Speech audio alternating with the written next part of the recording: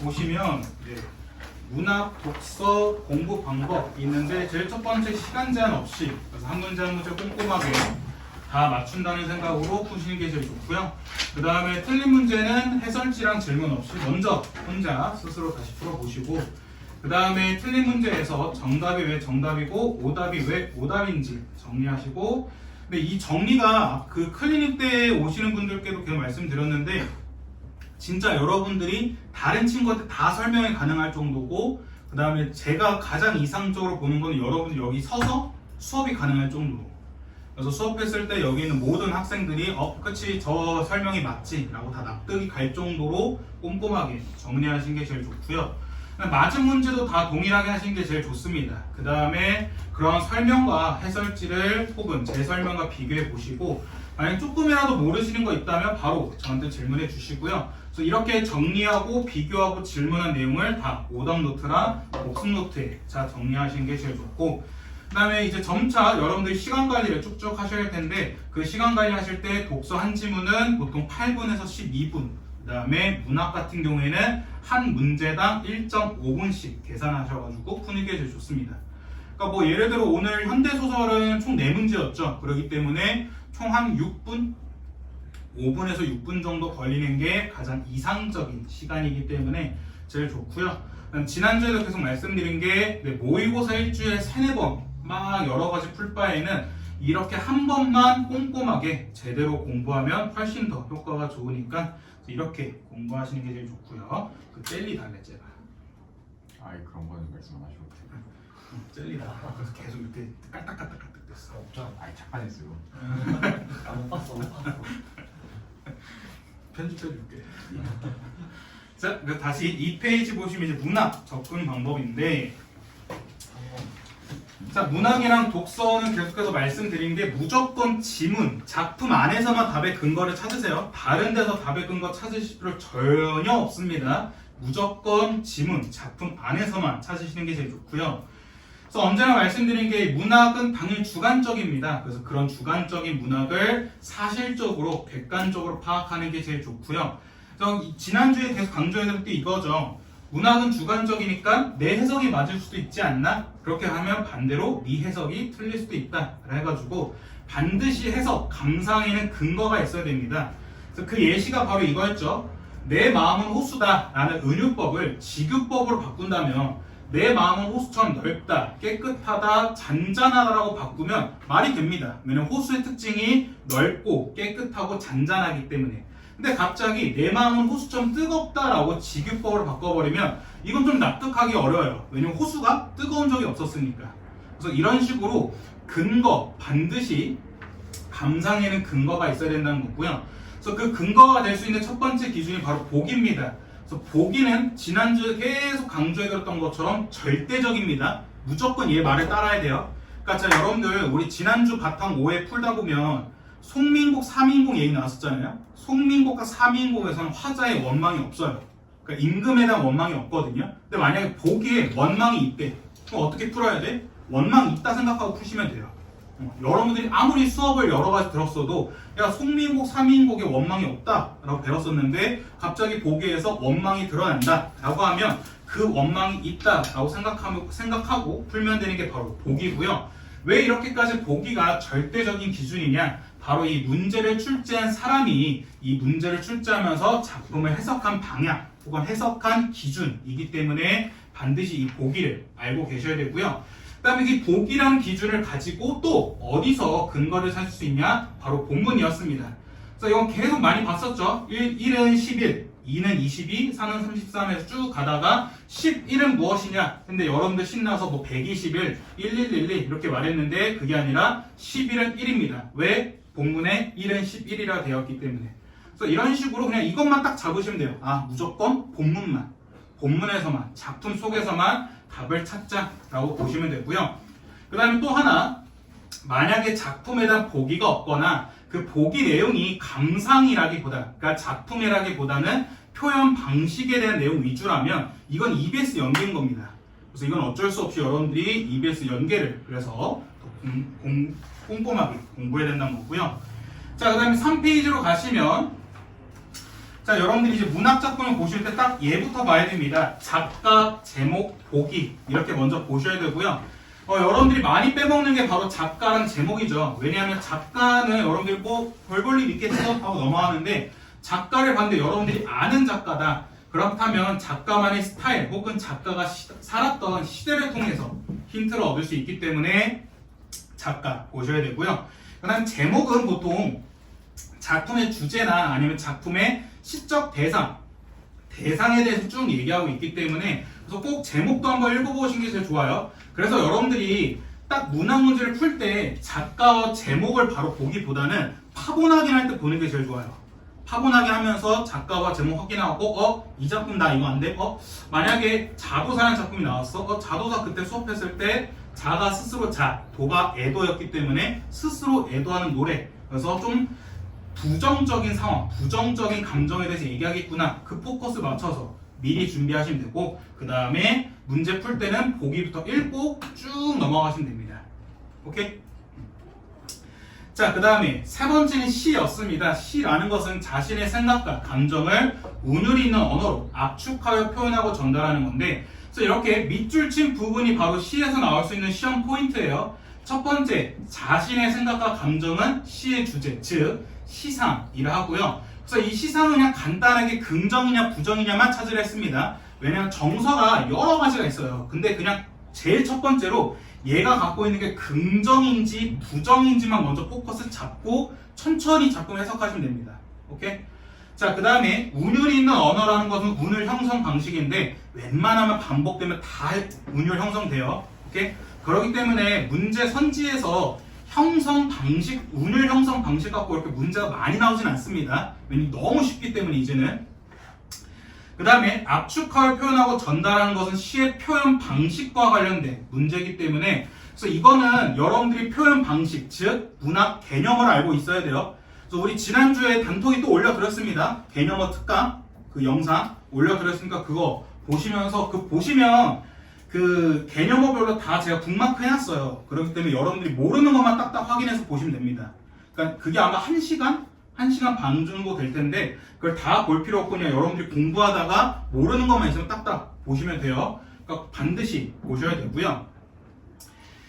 그 다음에 그렇게 위에서 파악한 정서를 정서를 이제 토대로 시의 태도, 어조, 분위기, 상황 등등을 다 파악하시면 되는데 정서, 태도, 어조, 분위기 네 가지 다 같은 말이라 했습니다. 왜냐면 여러분들이 어떤 사람을 좋아해. 그럼 그 사람을 대하는 태도 역시 어떻겠어? 좋은 태도겠죠. 그럼 그 사람에게 대하는 말투 역시 좋은 말투로 할 테고 그 사람과 있는 분위기 역시 좋은 분위기일 거 아니야? 오케이?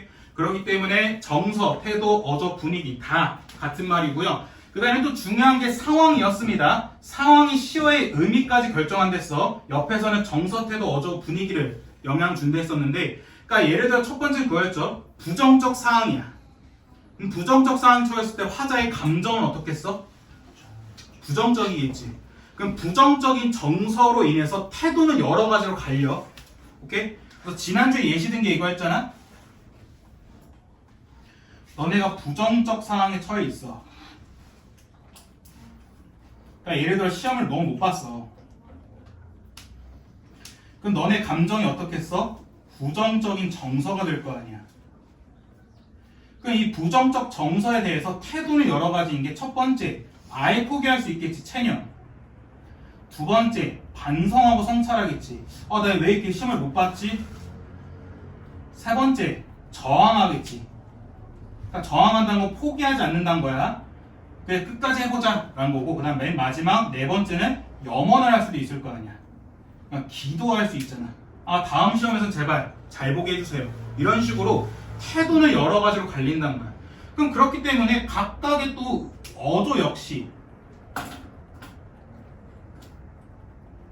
다 달라지겠지. 만약에 저항의 태도를 가지고 있으면 어조는 어떤 어조를 갖고 있겠어? 뭐 의지적인 어조, 아니면 영탄적인 어조 등등을 다 얘기하기 때문에 그래서 상황은 정서에 영향을 끼치고 그로 인한 정서로 태도, 어조는 다양하게 뻗칠 수가 있어. 그렇기 때문에 너네가 시를 볼 때 정서까지는 최대한 파악이 가능하단 말이야. 쉽게. 얘가 긍정적인 상황인지 부정적인 상황인지 그로 인해서 얘가 느끼는 감정이 긍정적인지 부정적인지 까지는 파악하기가 쉬워. 오케이? 그러고 나서 너네가 각각의 태도를 보면 되는 거야. 오케이? 자, 그 다음에 상황에 따라 시어의 의미까지 결정이 된다 했어. 그러니까 너네 지난주에 뭐라 했어? 곱다란 건 뭐야? 보통 긍정적인 의미로 쓰인댔잖아. 그래서 아름답다라는 의미로 쓰이는데 이거 살짝 비꼬는 의미로 쓰였잖아. 왜냐면 뭐 여러분들이 친구들이랑 놀러 갔는데 친구가 아무것도 못해. 뭐 밥도 못한대, 라면도 못 끓이고 나 설거지도 안 해봤어. 그럼 너네 뭐라 그랬어? 야, 너 이 새끼 진짜 곱게 자랐구나 할 텐데 그 곱게 자랐구나가 칭찬은 아니잖아. 너 진짜 뭐 할 줄 아는 게 뭐야? 라고 이렇게 얘기할 거니까 그러기 때문에 곱다라는 의미는 그런 상황에 맞춰서 어쩔 땐 부정적인 의미까지 될 수 있다는 거야. 오케이? 그래서 그런 식으로 상황이란 것 자체가 시에서 느끼는 화자의 상황이란 것 자체가 시어의 의미 혹은 정서, 태도 등등에 다 영향을 끼치는 거야. 그래서 너네가 그 상황을 디테일하게 들어갈 필요는 없어. 디테일하게 들어갈 필요 없이 그냥 얘가 긍정인지 부정인지만 보라고. 첫 번째로. 오케이? 자, 그 다음에 가끔씩 시간적, 공간적 배경이 구체적일 수가 있어. 왜냐면 구체적으로 준 이유가 뭐냐면 작품에 도움이 된다는 거야. 또 우리 방금 했던 작품 있잖아. 아침 모의고사에서 그 광화문 밤이라는 그런 시간적, 공간적 배경을 디테일하게 준 이유가 뭐야? 도시 문명이라는 걸 얘기하기 위해서인 거잖아. 근데 만약에 밤이라는 시간, 광화문이라는 공간적 배경을 구체적으로 안 줘서 그럼 우리가 글을 읽을 때 조금 애매하단 말이야. 오케이? 그래서 만약에 시인이 시간적, 공간적 배경 혹은 상황을 구체적으로 주면 줄수록 이건 작품에 더 힌트가 되기 때문에 문제에 많은 요소로 쓸 수가 있어. 오케이?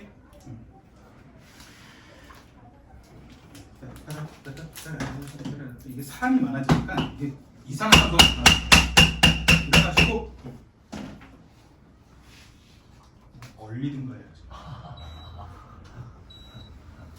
추울 때 졸면 죽는 거야. 자, 그 다음에 4페이지 보시면 고전문학, 즉 고전시가입니다. 자, 여러분 고전문학은 정말 제일 쉬워요. 그러니까 고전문학은 문제에 나올 게 없어. 왜냐면 정서, 태도 이런 게 너무 뻔해. 특히 표현 방식은 더 뻔해. 표현 방식은 다양하지 않단 말이야. 표현 방식 기껏해야 어려운 게 감정이입 정도야. 보통 다 영탄 나오고 설이 나오고 가끔씩 도치 나오고 대꾸 나오고 그러니까 다양한 표현 방식이 나오지 않는단 말이야. 그러니까 이걸 문제를 출제하는 평가원도 알고 있기 때문에 너네들의 약점도 당연히 알고 있어. 너네들의 약점이 뭐야? 해석이 안 되는 거잖아. 고전문학은. 왜냐면 너네 고전문학이 어렵다기보다는 나랑 같이 1대1로 하다 보면 그냥 하면서 또 읽혀.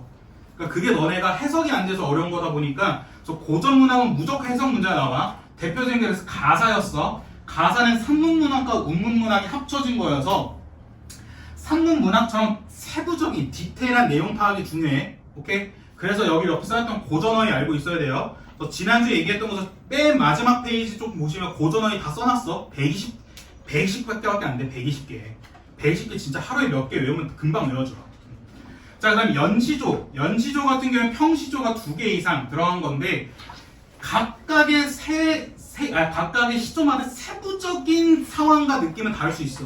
근데 전체적인 이 연시조는 다 똑같아. 오케이? 너네 생각해봐. 자연친화 얘기 나와.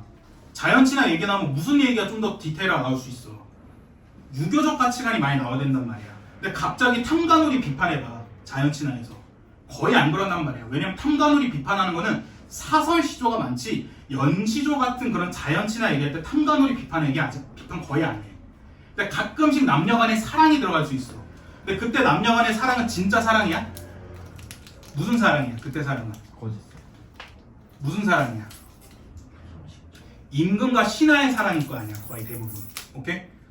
그렇기 때문에 그런 식으로 조금만 나눠지는 거지 웬만하면 똑같고 그 다음에 여기 안 써놨나?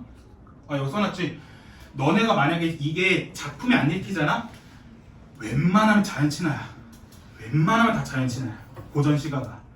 웬만하면 다 자연친화고 그 다음에 자연친화가 아닌 것 같아. 그럼 웬만하면 유교적 가치관이야. 충, 효. 그리고 나서 웬만하면 또 사랑과 이별이야. 기행 잘 안 나와. 기행 기껏해야 관동별고 이런 거고 그 다음 내가 기행 가서 대표적 어디 간댔어? 자연인데 자연 좀 더 디테일하게 금강산밖에 안 가. 금강산 가면 뭐 봐? 폭포밖에 안 봐. 폭포 뭐해? 의인하잖아. 뽀뽀 어떻게 팍 떨어지고 이게 많이 떨어지는 게 뭐지 뭐 은빛 색깔이구나 하고 또 소리는 웅장하거나 이런 거밖에 안 나온단 말이야. 거의 다 똑같아. 그렇기 때문에 너네가 만약에 고전 문화 읽다가 좀 이게 도대체 무슨 얘기인지 모르겠다 하면 웬만하면 자연 친화에 포커스 맞춰서 해석해도 되고 자연 친화가 안 되면 유교적 가치관 그런 식으로 차근차근 가면 돼. 오케이? 그 다음에 이거는 계속해서 얘기했어. 만약에 작품이 너무 어려워. 아예 이렇게 했는데도 잘 해석이 안 돼. 그러면 옆에 메모부터 해. 뭘 메모해? 첫 번째, 어떤 화자고 어떤 시적 대상인지. 그 다음에 아까도 얘기했던 것처럼 그 화자와 시적 대상이 어떤 상황에 처해 있는지. 그 다음에 플러스로 뭐까지 확인해야 돼? 얘네들이 처해 있는 정서. 이 세 가지만 일단 포커스 잡고 그 다음에 보기랑 연관지어서 보시면 다 해석이 돼. 웬만하면. 오케이? 그런데도 해석이 안 되는 게 있어. 그런 것들은 거의 대부분 EBS 연계일 거야. 그래서 EBS 연계여가지고 좀 더 내용이 빠졌거나 보기에서 디테일하게 안 줬기 때문에 너네가 좀 막막할 수 있는 거야. 근데 EBS 연계는 너네가 탓할 수가 없어. 그거야 내신 대비 때 너네가 시험 대비 그걸 다 봐야 되는데 시험 범위도 안 보고 그냥 시험을 본 거야. 그래놓고 저 이거 배운 적 없어요. 이런 건데 그럼 학교에서 뭐라 하겠어. 오케이? 그렇기 때문에 EBS 연계는 더더욱 중요해. 오케이? 자, 그 다음에 5페이지. 자, 소설이란 게 뭐였어? 작은 이야기였어. 그래서 쉽게 말해서 인물의 삶을 간접 경험한 데서.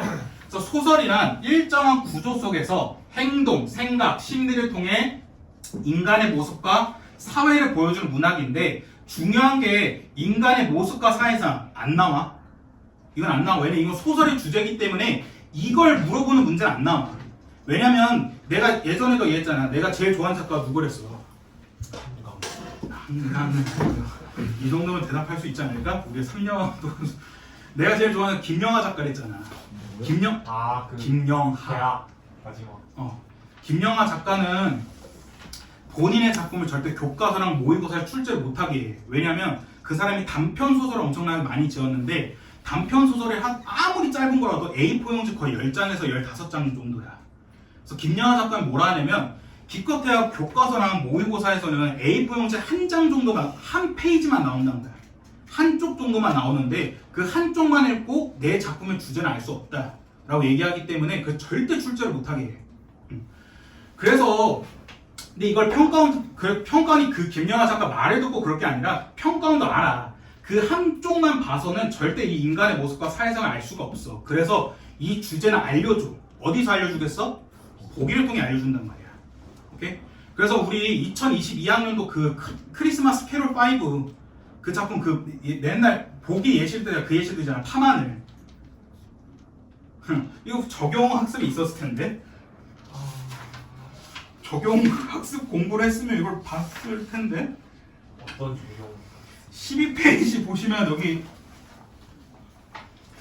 보기의 중요성에서 파마늘 크리스마스 캐롤 네. 했는데 그러니까 여기서 파마늘이 계속 나와. 파마늘 나와서 우투리 마냥 겨드랑이 계속 나와서 아프대 얘가. 근데 얘가 집이 아니라 밤에 밖에 나오면 안 아파. 근데 파마늘이라는 단어는 아예 없어. 이 세상에 없는 단어야. 그래서 그때 수험생들이 도대체 파마늘이 뭐야? 했었는데 보기에 뭐라 하냐면 파마늘은 바로 자율과 억압된 시대적 상황에서 자율의 가능성과 한계라는 거야. 그래서 그때는 이제 야간에 통행 그 제한이 있었기 때문에 밖에 못 나가는데 그게 언제야? 독재 정권 때. 그래서 독재 정권에 대한 자유에 대한 열망으로 파마늘이 계속 났다는 거야. 그래서 보기를 통해 주제를 줬어. 이건 자유의 가능성과 한계에 대해서 물어보는 작품이다 라고. 오케이? 그렇기 때문에 소설 같은 경우에는 인간의 모습, 사회상, 즉 소설의 주제를 물어보진 않아. 오케이? 보기를 통해 오히려 힌트를 주고 그거에 맞춰서 인물의 행동과 생각과 심리를 파악해라는 문제가 나오지. 오케이? 행동과 생각, 심리에 따라 뭐가 생겨? 갈등이 형성돼. 왜냐면 너가 어떤 대상에 대해서 얘는 좋아하는데 얘는 싫어해. 얘는 좋아하는 심리고 얘는 좋아하지 않는 심리야. 그럼 이 심리가 안 맞잖아. 그러니까 갈등이 일어나는 거지. 그래서 그 갈등을 통해서 주제를 전달하는 게 바로 소설이라고. 근데 꼭 인물과 인물이 싸울 필요 없어. 자기 혼자 싸워도 돼. 그게 뭐야? 내적 갈등. 내적 갈등은 진짜 간단해. 이걸 할까? 아니야, 이거 하지 말고 이거 하자. 이런 식으로 그냥 속으로만 싸우면 돼. 그냥 고민하기만 하면, 속으로 고민만 하면 내적 갈등이야. 오케이?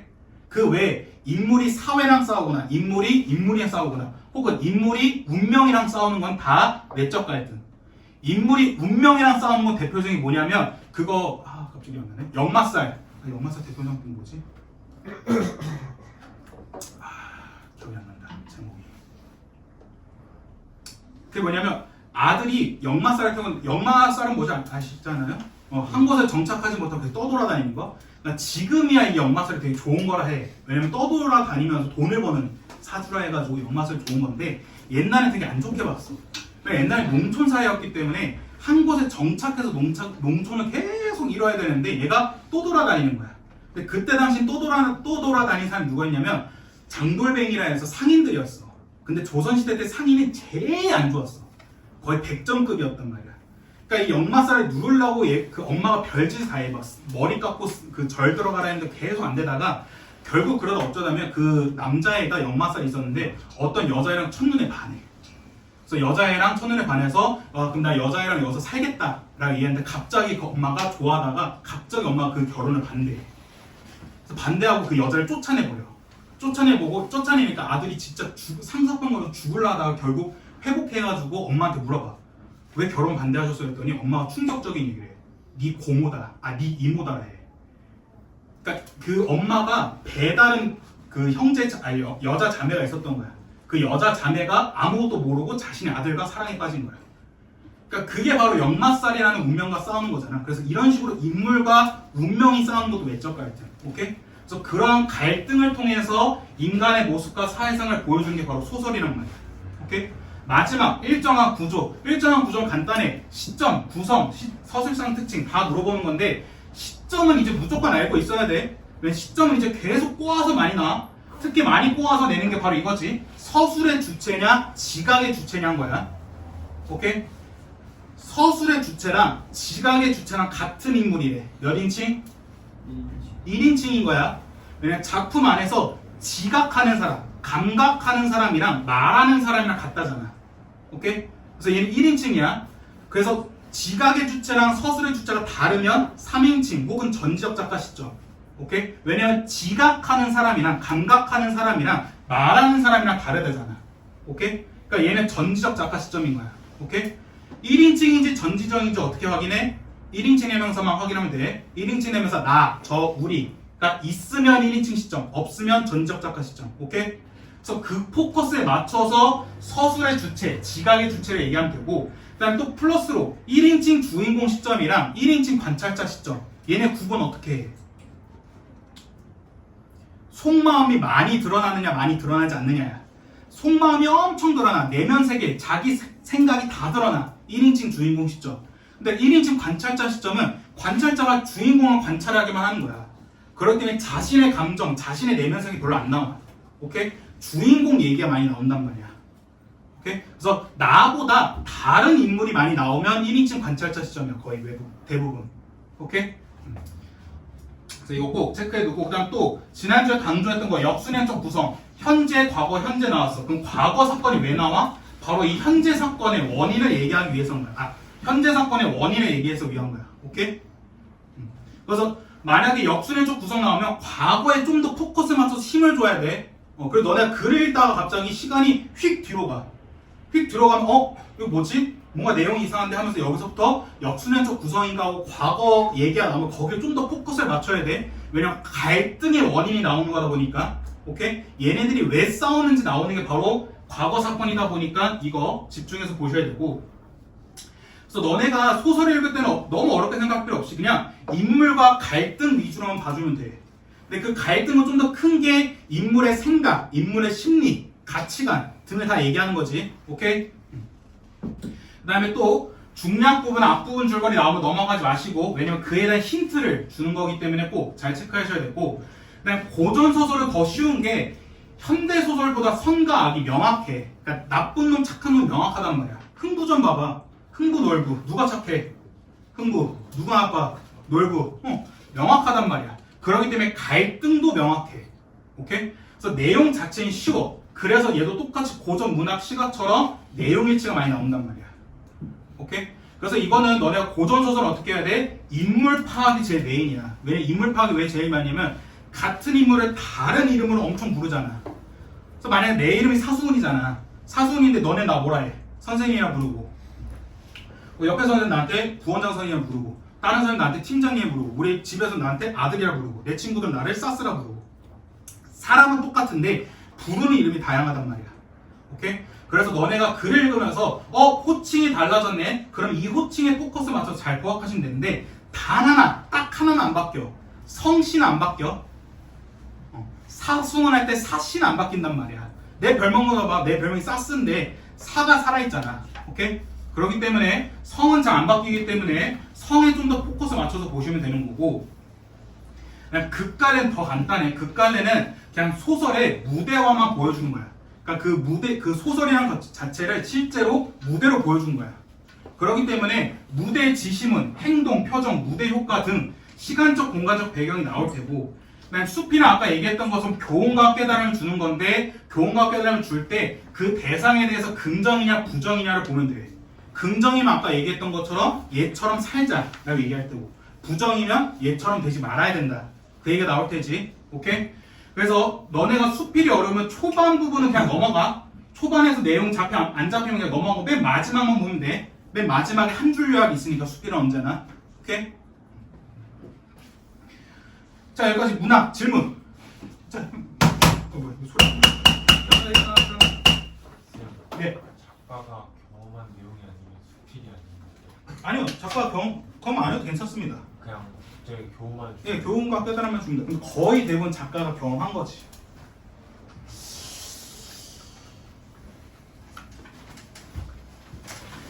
자, 그 다음에 6페이지 독서. 자, 독서는 언제나 말씀드렸던 것처럼 글을 쓴 목적이 명확해요. 특히나 평가원의 독서지는 더 그래. 그래서 쓸데없는 문장, 문단이 없댔어. 너네 이거 납득이 안 가면 자본주의적으로 해석하랬어. 얘기했죠? 안 했나? 너네한테? 이거 다 세금으로 만들어진 데잖아. 시험지. 그러니까 쓸데없는 한 줄이라 그러면 잉크 값이 얼마야? 세금 엄청 들단 말이야. 나중에 혼나, 걔네. 그렇기 때문에 쓸데없는 문장, 문단이 전혀 없고 다 연결되어 있어. 그래서 만약에 문단 어느 한 문단이 끝나서 다른 화제를 전할 때는 최소한 그러나, 한편, 반면 등의 접속어가 반드시 사용되는 거고, 그래서 너네 문단 읽을 때 제일 힘줘서 가야 되는 게 바로 첫 번째 문단이야. 첫 번째 문단이 서론이기 때문에 서론에서 너네가 좀 더 힘을 줘서 디테일하게 보는 게 제일 중요해. 그래서 지난주에 아침 모여서 그걸로 예시 들었지. 오케이? 첫 번째 문단 맨 마지막 보면 웬만한 다 중심화제가 있어. 오케이? 그 중심화제 얘기하고 그리고 넘어가는 거야. 안 봤나? 너네가 안 봤나?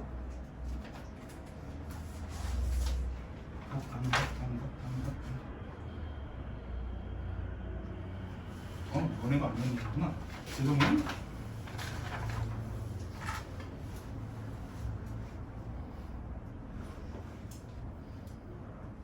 예, 보시면 여기 그냥 이건 화면만 보세요. 보시면 고전주의 미술을 쭉 얘기하다가 이러한 흐름 속에서 나타나기 시작한 게 바로 형식적인 회화 이론이다. 그래서 회화의 특정 형식을 연유한다는 설명에 일렬의 이론들을 말한다. 그리고 너네 두 번째, 세 번째, 네 번째 문단 무슨 내용 나왔어? 형식적인 회화 이론에 이론들이 나왔잖아. 오케이? 그러니까 첫 번째 서론이 바로 이런 역할인 거고요. 그 다음에 두 번째 10번부터 13번 사회문화 지문 보더라도 쭉 얘기 나오다가 경매 비용 등을 공제한 금액은 채무의 변제를 위해 지급되는 배당 가능이 된다. 채권자가 여럿인 경우에 강제 집행을 신청하지 않은 채권자도 배당에 참여할 수 있다. 배당에 참여한 채권자들이 채권 총액보다 배당 가능액이 적은 경우에는 법에 따라 배당 가능액이 지급된다 했잖아. 그래서 이 뒷내용이 뭐였어? 그 법에 따라 그 배당이 얼만큼 되는지 나왔잖아. 오케이? 그래서 너네가 차라리 독서를 좀 더 빠르게 읽고 싶으면 두 번째, 세 번째 본론을 빨리 읽는 게 아니라 첫 번째 문단을 좀 더 디테일하게 꼼꼼하게 보는 게 좋아. 오케이?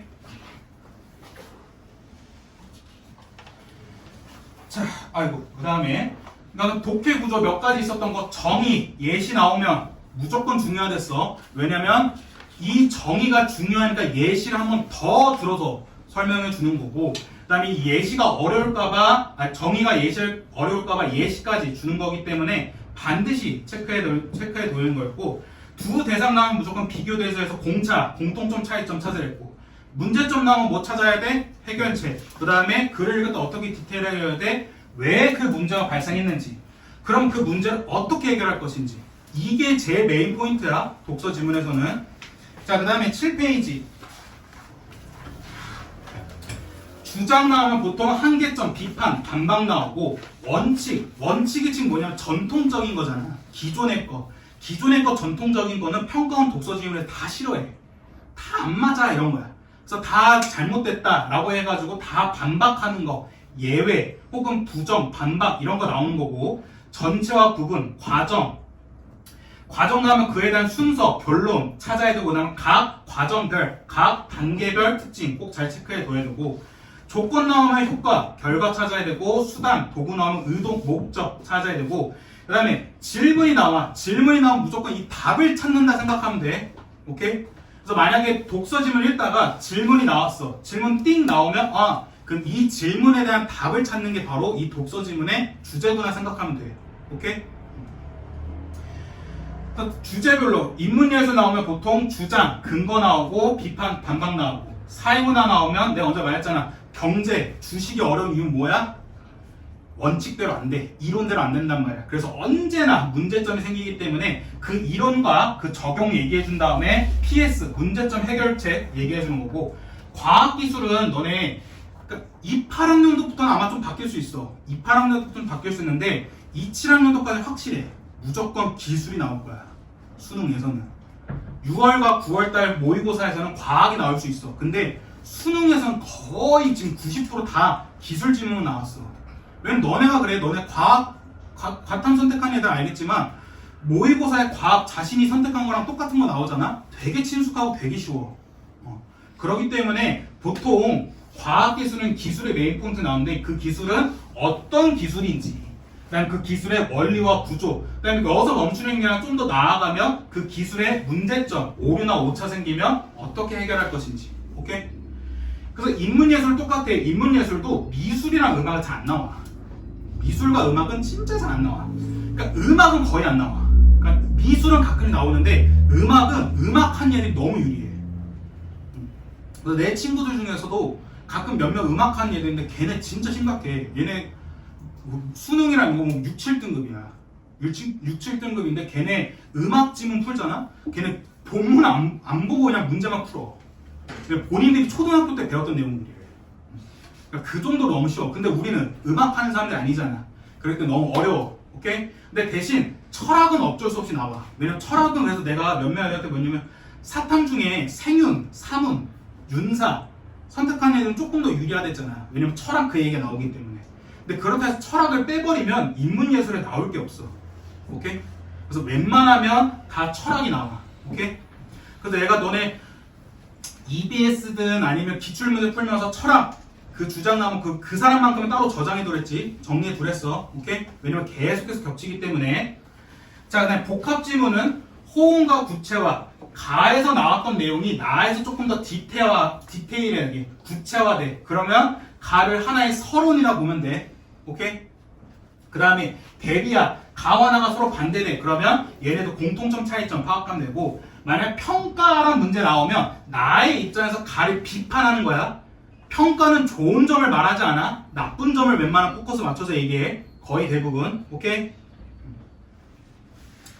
자, 그 다음에 8페이지 시간표지 함정 포인트인데 시간표지 시간 나오면 통시적인 관점 통시적 관점이 시간을 통과해서 보는 거였잖아. 그래서 시간 순서대로 쭉 가는 거였는데 각 시대별로 특징 내용을 좀 조심해야 되고 그림 그래프 나오면 반드시 옆에 메모 꼭 하고. 오케이? 그 다음에 이건 아까도 얘기했지. 비례 반비례 혹은 선후관계 크기 이런 거 나오면 기호로 메모해.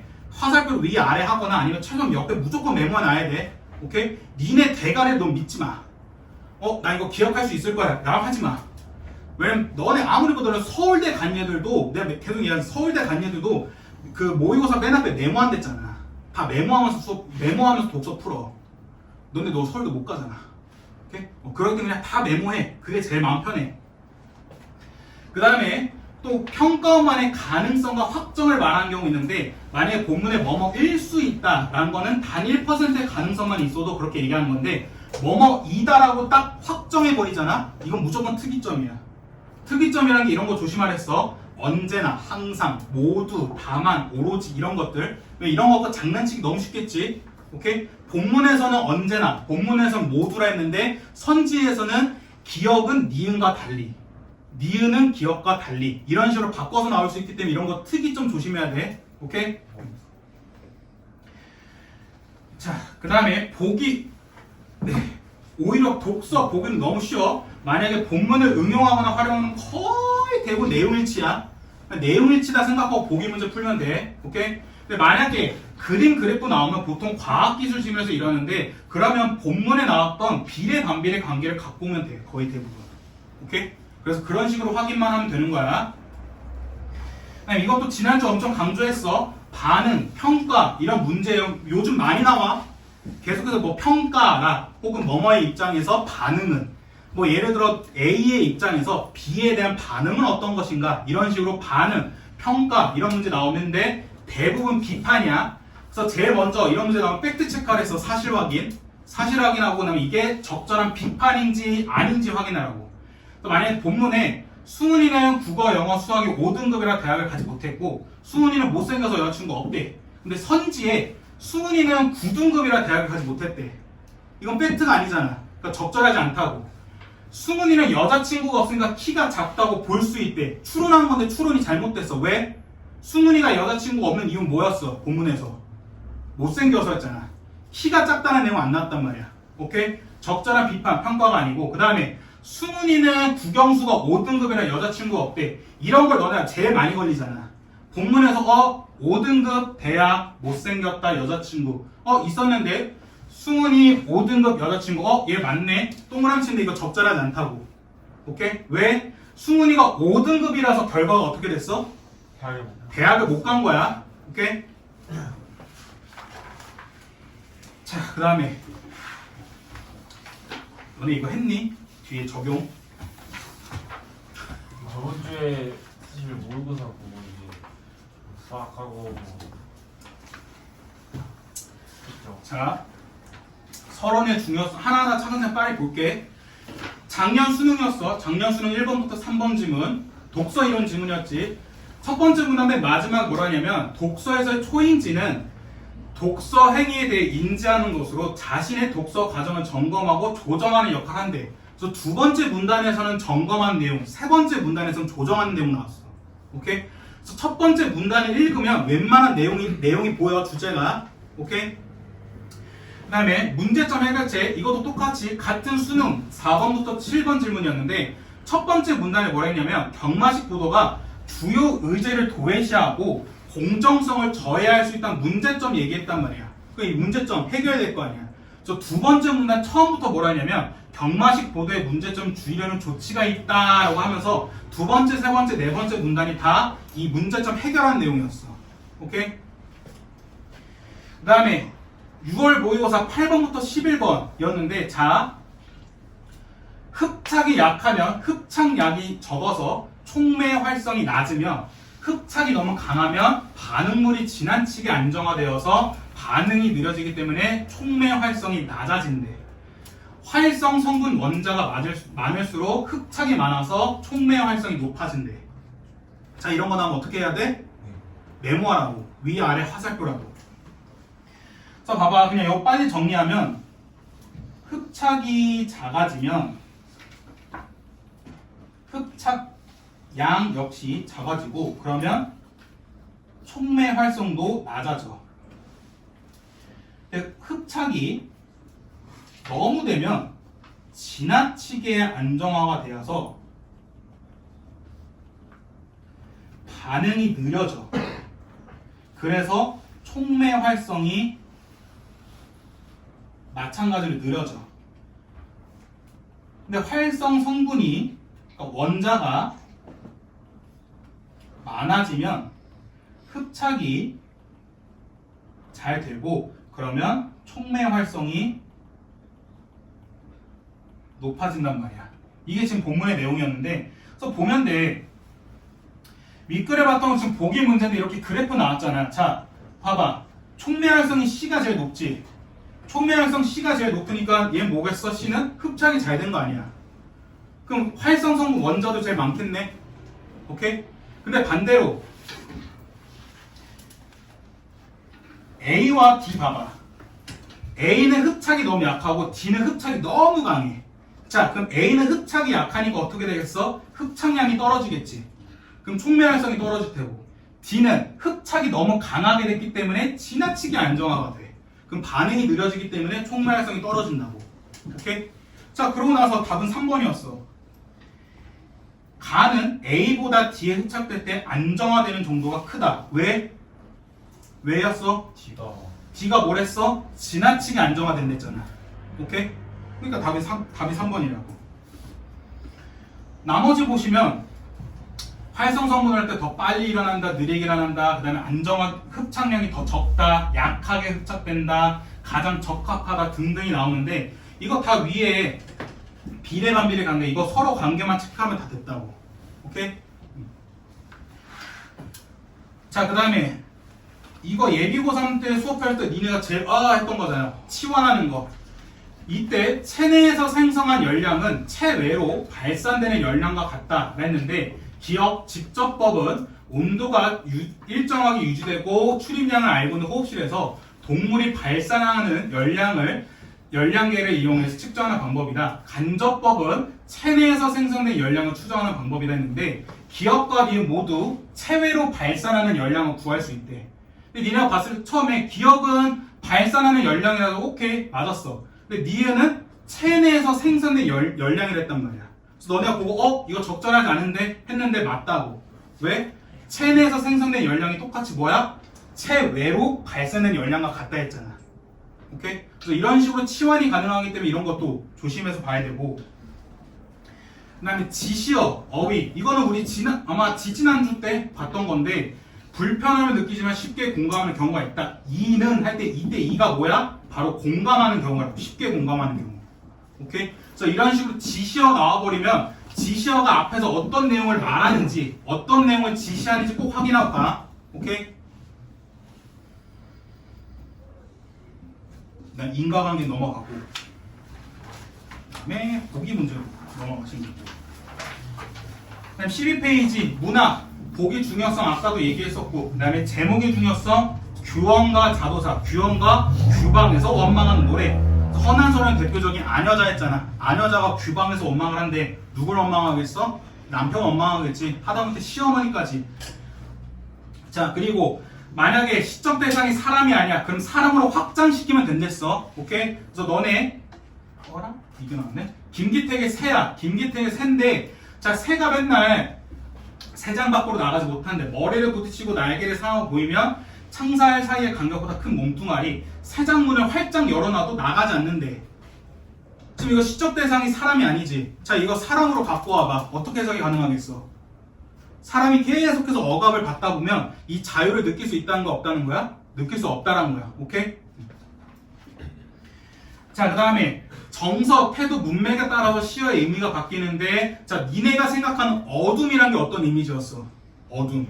그것도 안 좋은 거잖아. 부정적인 건데, 박남수의 아침 이미지 같은 경우에는 어둠은 새를 낳고 돌을 낳고 꽃을 낳는데, 자, 낳는 건 엄마잖아. 엄마 좋아 싫어? 엄마 좋은 거야. 좋은 거기 때문에 당연히 어둠 역시 어머니의 느낌을 주기 때문에 좋은 이미지라고.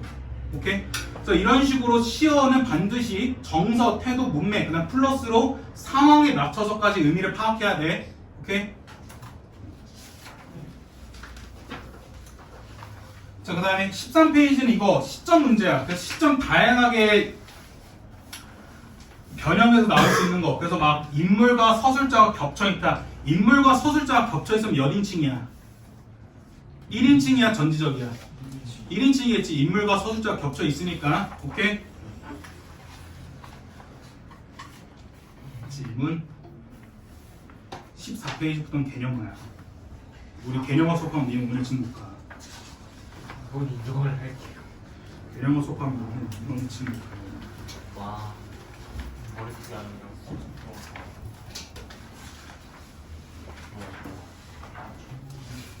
얘들아 이게 다야 진짜 문학과 독서는 기본 개념서가 딱 이 정도만 하면 된다고. 근데 이게 웃긴 게 내가 중등반도 수업하는 토요일날 중등반에 똑같은 내용이 나와. 계속 독서랑 문학에서. 그냥 중학교 때부터 계속 강조했던 내용인데 이거밖에 없다는 거야 국어는. 그러니까 국어는 우리말이기 때문에 이 정도만 하면 되는 거고, 근데 니네 이걸 알고 그냥 넘어가는 게 아니라 문제 풀 때 이걸 계속 적용해야 된다. 특히 독서할 때. 문학 풀 때는 아까도 얘기했던 것처럼 작가 제목 보기 확인하고, 그래서 문제 풀 때 바로 보기부터 확인하고, 그다음 너네가 작품 읽는데 뭐 해석이 잘 안 돼. 그러면 일단 어떤 화자, 어떤 대상인지, 어떤 상황인지, 어떤 정서인지 체크하고 바로 보시면 되고, 독서는 비례반비례 나왔네, 화살표 메모하면 되고, 그 다음에 두 대상 나왔네, 비교 대조하는 거고, 문제점 나왔네, 해결책 찾는 되고, 원인 결과 나왔네, 이거 두 개 바꿔서 선후 관계 나올 수 있으니까 꼭 잘 체크해 두고. 오케이? 이런 식만 풀면 된다고. 5분만, 딱 5분만. 오늘 아침 모습 몇 가지만 딱 보고. 원래 너네 독서 질문하면 항상 있는데. 아까 했나? 했던 거. 잠깐 했던 거 같은데. 아, 비례반비례 얘기했구나. 죄송해요. 했군요. 죄송합니다. 와우.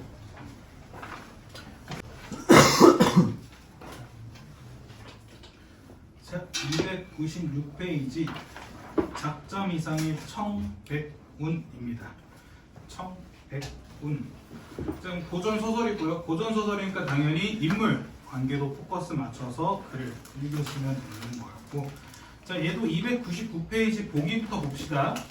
일단 먼저 작품 분석 쭉 한 번에 하고요. 그 다음 한꺼번에 질문 받도록 할게요. 자, 299페이지 4번의 보기를 보시면 윗글을 감상한 내용으로 적절하지 않는 걸 체크합니다. 청대국은 청운으로 표상되는 정치적 성공을 거둔 인물이 가장으로서의 책무보다는 사적 욕망을 추구하는 모습을 통해 당대 사대부가 당면한 불안정한 현실을 반영하고 있답니다.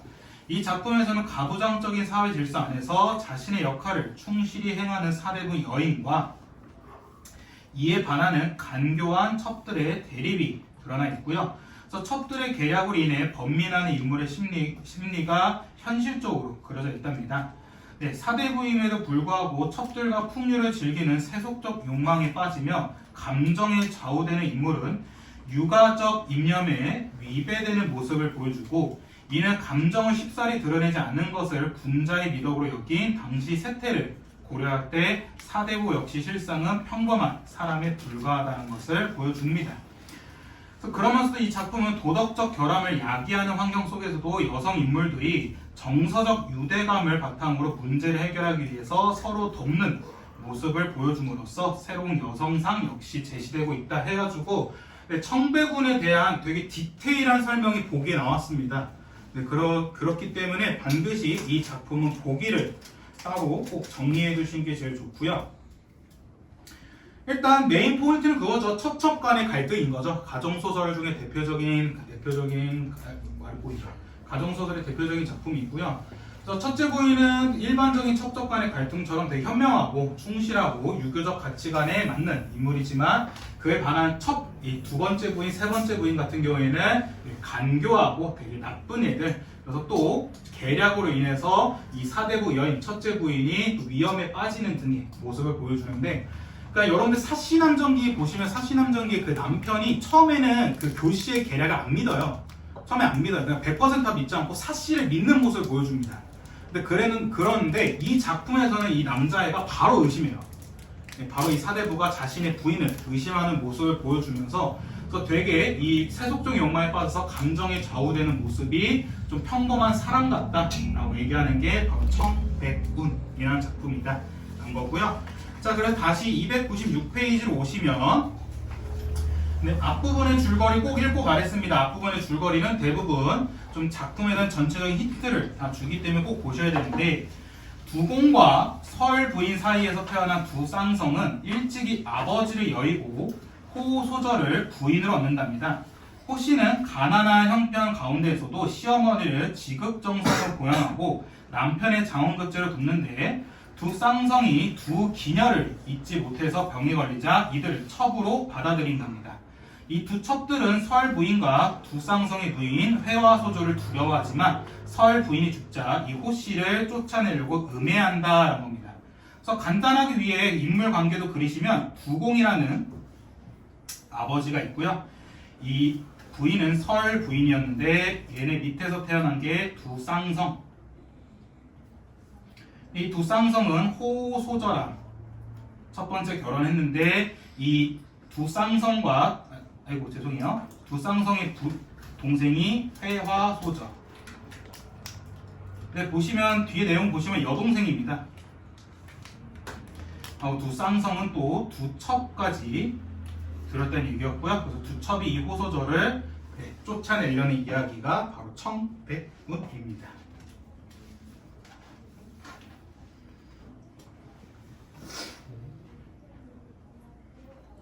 그래서 얘네 첫 번째 계략이 뭐냐면은 이 두 첩이 불을 질러요.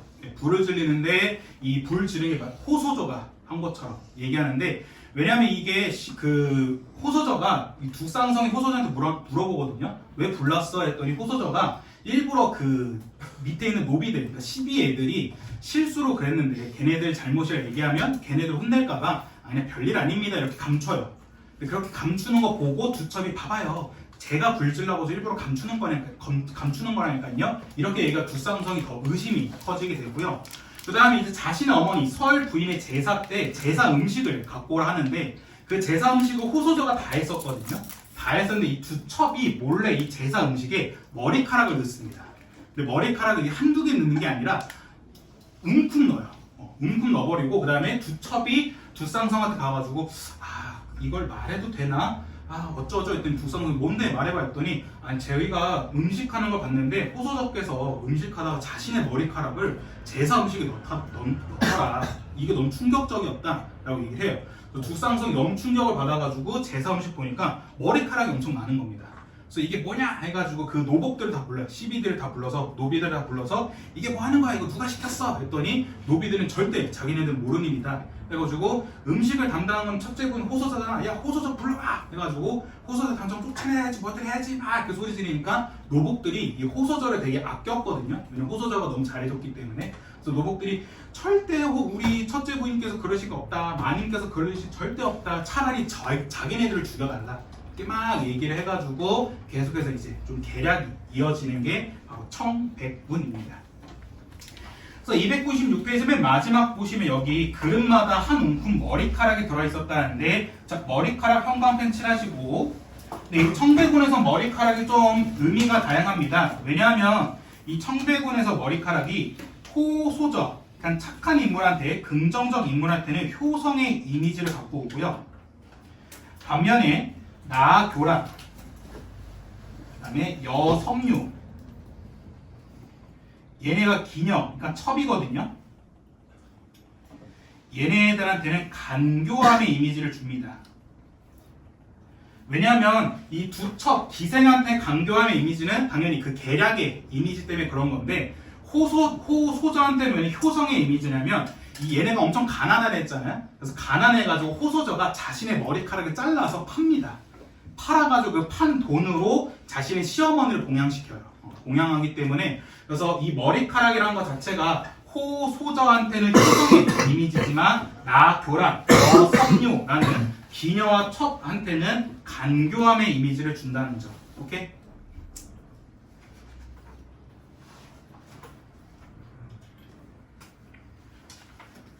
그래서 이 작품에서는 또 아까도 말씀드렸던 것은 인물 관계도가 좀 어려울 뿐이지 작품 전체적인 내용 자체는 그렇게 크게 어려운 건 없었습니다. 대표적인 가정소설이었고 첩첩 간의 갈등을 보여준다. 이 정도. 오케이? 자, 그 다음에 301페이지, 302페이지 조인의 출세곡, 그 다음에 홍성민의 망설이라는 작품이 있는데요. 자, 얘도 일단 제목부터 보시면 네, 출세곡 뭐겠습니까? 제목만 보면 네, 출세하는 노래입니다. 출세하는 노래, 곡이 노래고요. 출세, 그러니까 출세라는 게 어떤 이제 직급을 얻은 거잖아요. 직급을 얻은 그 노래를 얘기하고 있는 거고요. 그 다음에 나작품은 망설입니다. 자, 망설인데 이거 옛날에 한번 말씀드렸거든요. 고전 문학에서 무슨 설 하면 설은 뭐냐면 보통 수필을 얘기해요. 네? 그래서 여러분들 그 1학년 때 이옥설이라는 작품이 있었잖아요. 네, 그것처럼 보통 고전 문학에서 무슨 설이 들어가면 고전 수필입니다. 자, 망은 뭐겠습니까? 이 정도 한 잔 알고 있지 않을까요? 망. 네, 망각하다 할 때, 네, 그래서 잊어버림을 얘기하는 겁니다. 그래서 망설이란 건 뭐냐면 잊어버린 것과 관련된 설이에요. 그래서 이거는 여러분들 작년 수능이죠? 작년 수능 맞나? 재작년 수능이죠. 재작년 수능에 유한준의 이즘을 논하. 이거 한번 기출 때 봤는데 이즘을 논하. 잊는다는 것은 병이 아니다. 잊지 아니하는 것은 병이 아니다. 아니라고 볼 수 있다. 뭐 이런 식으로 발표가 나왔는데 결국 그 이즘을 논하면서 제 메인 포인트가 뭐였냐면 잊어야 하는 것은 잊는 게 좋은 거고 잊지 말아야 되는 건 잊지 말아야 된다. 라는 거였거든요. 최종적으로 얘기한 건. 근데 여기 홍성민의 망설 같은 게 무슨 작품이냐면 그냥 힘든 거 다 잊자는 거야. 시련과 고통 그냥 잊어버려. 그냥 잊고 사는 게 제일 좋아. 라고 얘기하는 겁니다. 오케이? 자, 그래서 얘도 똑같이 305페이지 10번 보기부터 먼저 보고 가시면요. 자, 문학작품에서 북방지역은 국경과 가깝다는 점에서 군사적 요충지로 나타나거나 가파른 지형과 땅의 척박함 때문에 유배지로 나타나는 경우가 있었다. 그래서 여러분 예전에 그 얘기 했었잖아요. 유배 가사 중에 남쪽으로 가는 유배랑 북쪽으로 가는 유배가 있거든요. 찐 잘못은 북쪽입니다. 북쪽이 되게 추워요. 여러분 그죠 겨울에 철원 같은데 시베리아보다 더 춥대잖아. 그렇기 때문에 그래서 그런 거잖아. 그 후고구려 궁예가 어디에 도읍을 재? 철원에 도읍지를 정하잖아요. 그래서 이게 역사적으로 미친 짓이었다라고 얘기하는데 그냥 철원이 그 북쪽이 찐 유배지거든요. 얘는 진짜 잘못한 얘들. 근데 정철은 대부분 어디가? 남쪽 가요. 그냥 전라도 가요. 따뜻한데 창평, 전라남도. 거기 간 이유가 뭐야? 걔는 진짜 잘못한 게 아니거든. 그래서 그냥 잠깐 쉬었다 와라 라고 이렇게 얘기하는 거기 때문에 그래서 보통 북쪽 지역은 다 안 좋은 지역입니다. 왜냐하면 국경과 가깝기 때문에 언제 죽을지도 모르고요. 그 다음에 유배지로도 나타나기 때문에 보통 북방지역 문학작품에서는 그렇게 좋은 이미지가 아닌데 보시면 가와나 작가 모두 자신의 의지와 상관없이요 북방으로 가야 되는 상황에 처해 있는데 이로 인한 억울함과 고립감을 드러내면서도 자신의 운명을 수용하고 사대부로서의 역할을 떠올리며 현실에 대응해 나가는 모습을 보여준답니다. 자, 사대부로서의 역할은 뭐겠어? 임금의 명을 따르자라는 얘기겠죠. 아무리 내가 힘든데 유배지 같은 북방으로 가긴 가지만 그래도 난 사대부니까 임금의 명을 따라야 돼 라고 얘기하면서 현실에 대응하는 모습 보여주는데 조우임 출세곡의 작가는 경성의 관리로 임명되어 임지로 떠나면서 이에 대한 서러움을 표출하면서 북방의 문호인 경성의 지리적 활동과 경성을 다스리는 일의 중요성을 생각하면서 중요한 책무를 맡은 것에 대한 성은 임금님의 은혜를 드러내고요. 나 작품 같은 경우에는 망설 같은 경우에는 함경도 불령의 유배가 됩니다. 외딴 유배지의 척박한 환경과 자신의 처지는 고뇌로 어려움을 겪게 되고 하지만 작가는 명나라의 사신으로 다녔던 경험을 떠올리면서 정신적 노력을 통해 자신의 본분을 다하고자 하는 삶의 자세를 보여준다라는 겁니다. 그러니까 우리 앞에 지금 가작품 출세곡 할 때 출세하는 노래 했잖아요. 그때 그 출세가 지금 여기 보기를 보시면 썩 좋은 의미는 아니죠. 출세가 좋은 의미의 출세인 줄 알았더니 그게 아니라 북방으로 가야 되는 좀 억울함과 고립감을 드러내는데 그래서 나 너무 억울해 라고 얘기하기보다는 그래 그래도 임금님이 준 중요한 책무에 대한 성원이니까 이거를 출세라고 표현해서 출세곡이란 겁니다. 오케이? 자, 그래서 얘도 300페이지군요. 300페이지로 돌아오시면 출세곡부터 보시면요. 그냥 몇 가지 중요한 포인트는 바로 짚고 갈게요. 북방 20여 주에 경성이 접경인데 접경이라는 게 그 국경지랑 마주쳤다는 겁니다. 그러니까 되게 군사적 요충지겠죠. 그래서 치병 목민을 내게 맡겨졌다라는 겁니다. 치병 목민이란 것은 밑에 주석을 보시면 아시겠지만 군대를 관리하고 백성을 다스리는 걸 얘기하는 거거든요. 이게 바로 화자의 임무겠죠. 그래서 망극한 성은을 갚을 일이 어렵구나라고 얘기하고요. 서생에 대한 한묵인가 여겼더니 늙은이의 변방 부임 진실로 뜻밖이로다 하면서 여기서는 살짝 조금 좋은 의미는 아니겠죠. 진실로 뜻밖이 있다. 왜냐면 늙은이래요. 자기 나이도 많대요. 나이도 많아서 그냥 편한 데서 좀 지낼 줄 알았더니 갑자기 저기 북방 지역 간다니까 조금 예상치 못했는데 라고 얘기하는 거고요. 그래서 뭐라 하냐면 이 한 몸 다 잊었다 라고 얘기하고 또 흥인문을 내달아 녹양에서 말을 갈아탔다는 보시면 되게 속도감 있게 제공하고 있어요. 왜냐면 공간의 이동을 후딱 얘기해버리거든요. 임금에게 절 올리고 흥인문 갔다가 바로 녹양으로 갔다 해가지고 되게 속도감 있게 제시하고 있고 이런 식으로 하나하나 공간에 대해서 얘기하는 것을 추보식 구성이라고 합니다. 한 발짝 한 발짝 한 발짝씩 가는 구성을 바로 추보식 구성이라 해요.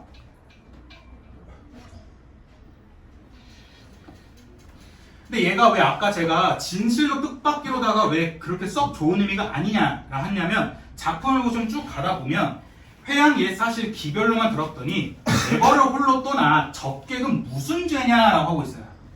그러니까 적객이라는 게 지금 떠나는 사람인데 이게 떠나는 게 무슨 죄야 라고 하면서 얘는 지금 변방의 인물을 귀양살이라고 좀 생각하는 겁니다. 좋은 거라 생각 안 하는 거예요. 그래서 뭐라 하냐면 높고 험한 천령을 험하다 하지 마시오. 세상살에 비하면 다 평지입니다. 내 인생살이가 더 힘들어요 라고 얘기하고 그다음 쭉 가다가 얘가 어디 가냐면 만세교를 가거든요. 자, 여러분 이거 이 정도는 좀 알고 있으면 좋을 것 같아요. 만세교는요 바로 함흥입니다. 함흥. 자, 이것도 한국사랑 관련 있죠. 함흥하면 관련된 사자성어 뭐죠? 함흥 차자가 무슨 뜻이죠? 갔는데 돌아오지 않는 거잖아. 자, 죽여버리는 네, 누가 죽였어?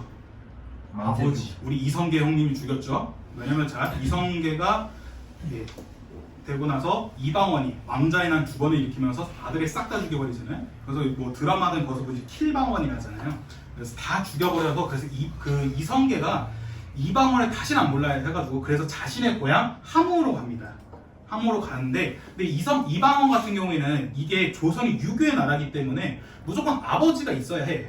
아버지랑 사이가 좋아야 이제 신하들한테 좀 그걸 볼 수 있고 근데 무엇보다 자기가 사람들을 싹 다 죽이고 왕이 등극했단 말이야. 그러니까 좀 어쨌든 아빠랑 사이 좋아야 되기 때문에 그래서 이방원이 맨날 이 함흥에 신하들을 보냈어요.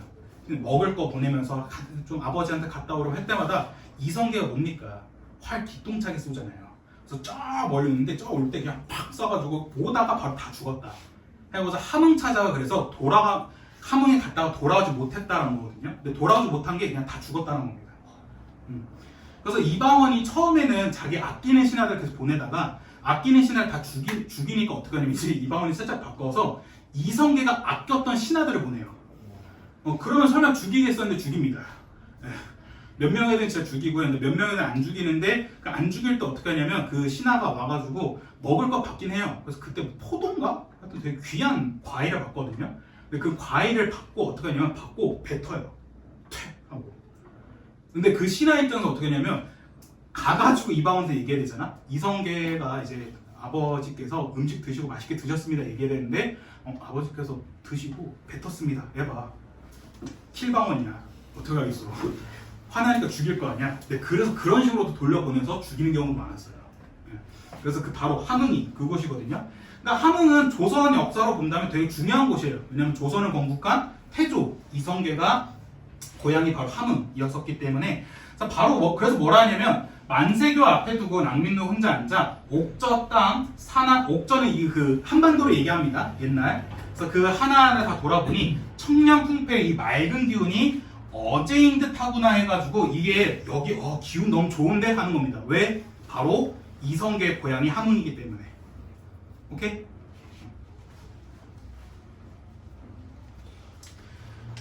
그래서 여기 중략 부분에서 무슨 내용이냐면 얘가 이렇게 가다가 결국 도착합니다. 잘 도착해가지고 나 잘 도착했다 라고 얘기하고 그다음 중략 다음부터 군영의 일이 어때요? 한가하대요. 뭐 해야 되겠어요? 놀아야죠. 기녀랑 올라가서 출동 이러면서 꽃피는 춘 3월에 원수대에 올라가면서 이제 놉니다. 재밌게 놀고요. 그 다음에 근데 놀기만 하면 얘가 기분이 어떻겠어요? 그래서 고향 생각나겠죠? 그래서 그 다음 페이지 301페이지 보시면 봄 경치도 끝도 없고 풍경이 끝이 없으니 한바탕 공놀이 실증남직하다마는 고향을 바라보니 험한 곡에 가려있고 객지의 산천은 곳곳이 육진으로다 하면서 고향 생각합니다. 고향을 그리워해요. 근데 그래놓고 그러고 바로 끝나는 게 아니라 그래도 바로 이 적객은 도처의 군은 임금님의 은혜다. 내가 이렇게 편하게 일하면서 놀 수 있는 건 다 우리 임금님 은혜 덕분입니다. 라고 합니다. 근데 은혜 덕분이긴 하지만 그래도 대궐에서 멀어진 몸, 그러니까 임금과 떨어진 몸이 아니 슬프겠냐? 슬픕니다. 라고 하면서 자신의 정서도 직접 제시합니다.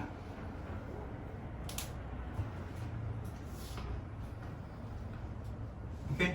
그래서 결국 뒤에 가서 뭐냐면 이 시름이 깊어지는데 노래 부르면서 이거 이겨내겠다 라고 얘기하는 게 출세곡. 오케이?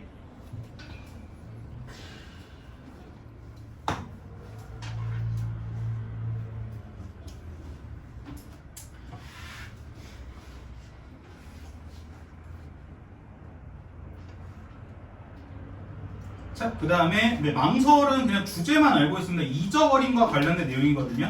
그래서 얘가 뭐라 하냐면 여기 나작품 같은 경우에는 마침 병에 걸려서 가기 어려우리라 생각에 걱정이 얼굴에 드러난다. 한 손님이 나를 찾아 얘기하는데 그래 걱정하지 말게 내가 팁 하나 알려줄게 하더니 302페이지에 호련 1, 2줄 망자를 깨달았지 하면서 자 힘든 거 다 잊어버려 라고 얘기합니다. 되게 부처님 같은 말이죠. 그래서 뭐라 하냐면 그러니까 마음이 평화로워지고 병이 나았답니다. 그러니까 언제나 말씀드린 여러분들 뭐 아침 모의고사도 잘 본 거는 뭐 잘 본 대로 보고 못 본 거는 바로 잊어버리는 게 제일 좋습니다. 괜히 못 본 그 시험에 더 집착하기보다는 못 본 시험 중에 바로 잊어버리는 게 제일 좋은데 그 나작품이 바로 딱 이 얘기예요. 야 잊어야 되면 잊어버려야 돼 라고 얘기하는 거. 이게 또 나오진 않지 않을까? 2년 전에 한번 나왔는데 이즘의 논항은 이게 또 나오면 자, 그 다음에 306페이지, 308페이지 박완서의 도둑맞은 가난입니다. 한번 보셨을걸요? 한 번 정도는 저랑 수업하진 않았을 텐데 한 번 정도 보셨을 겁니다.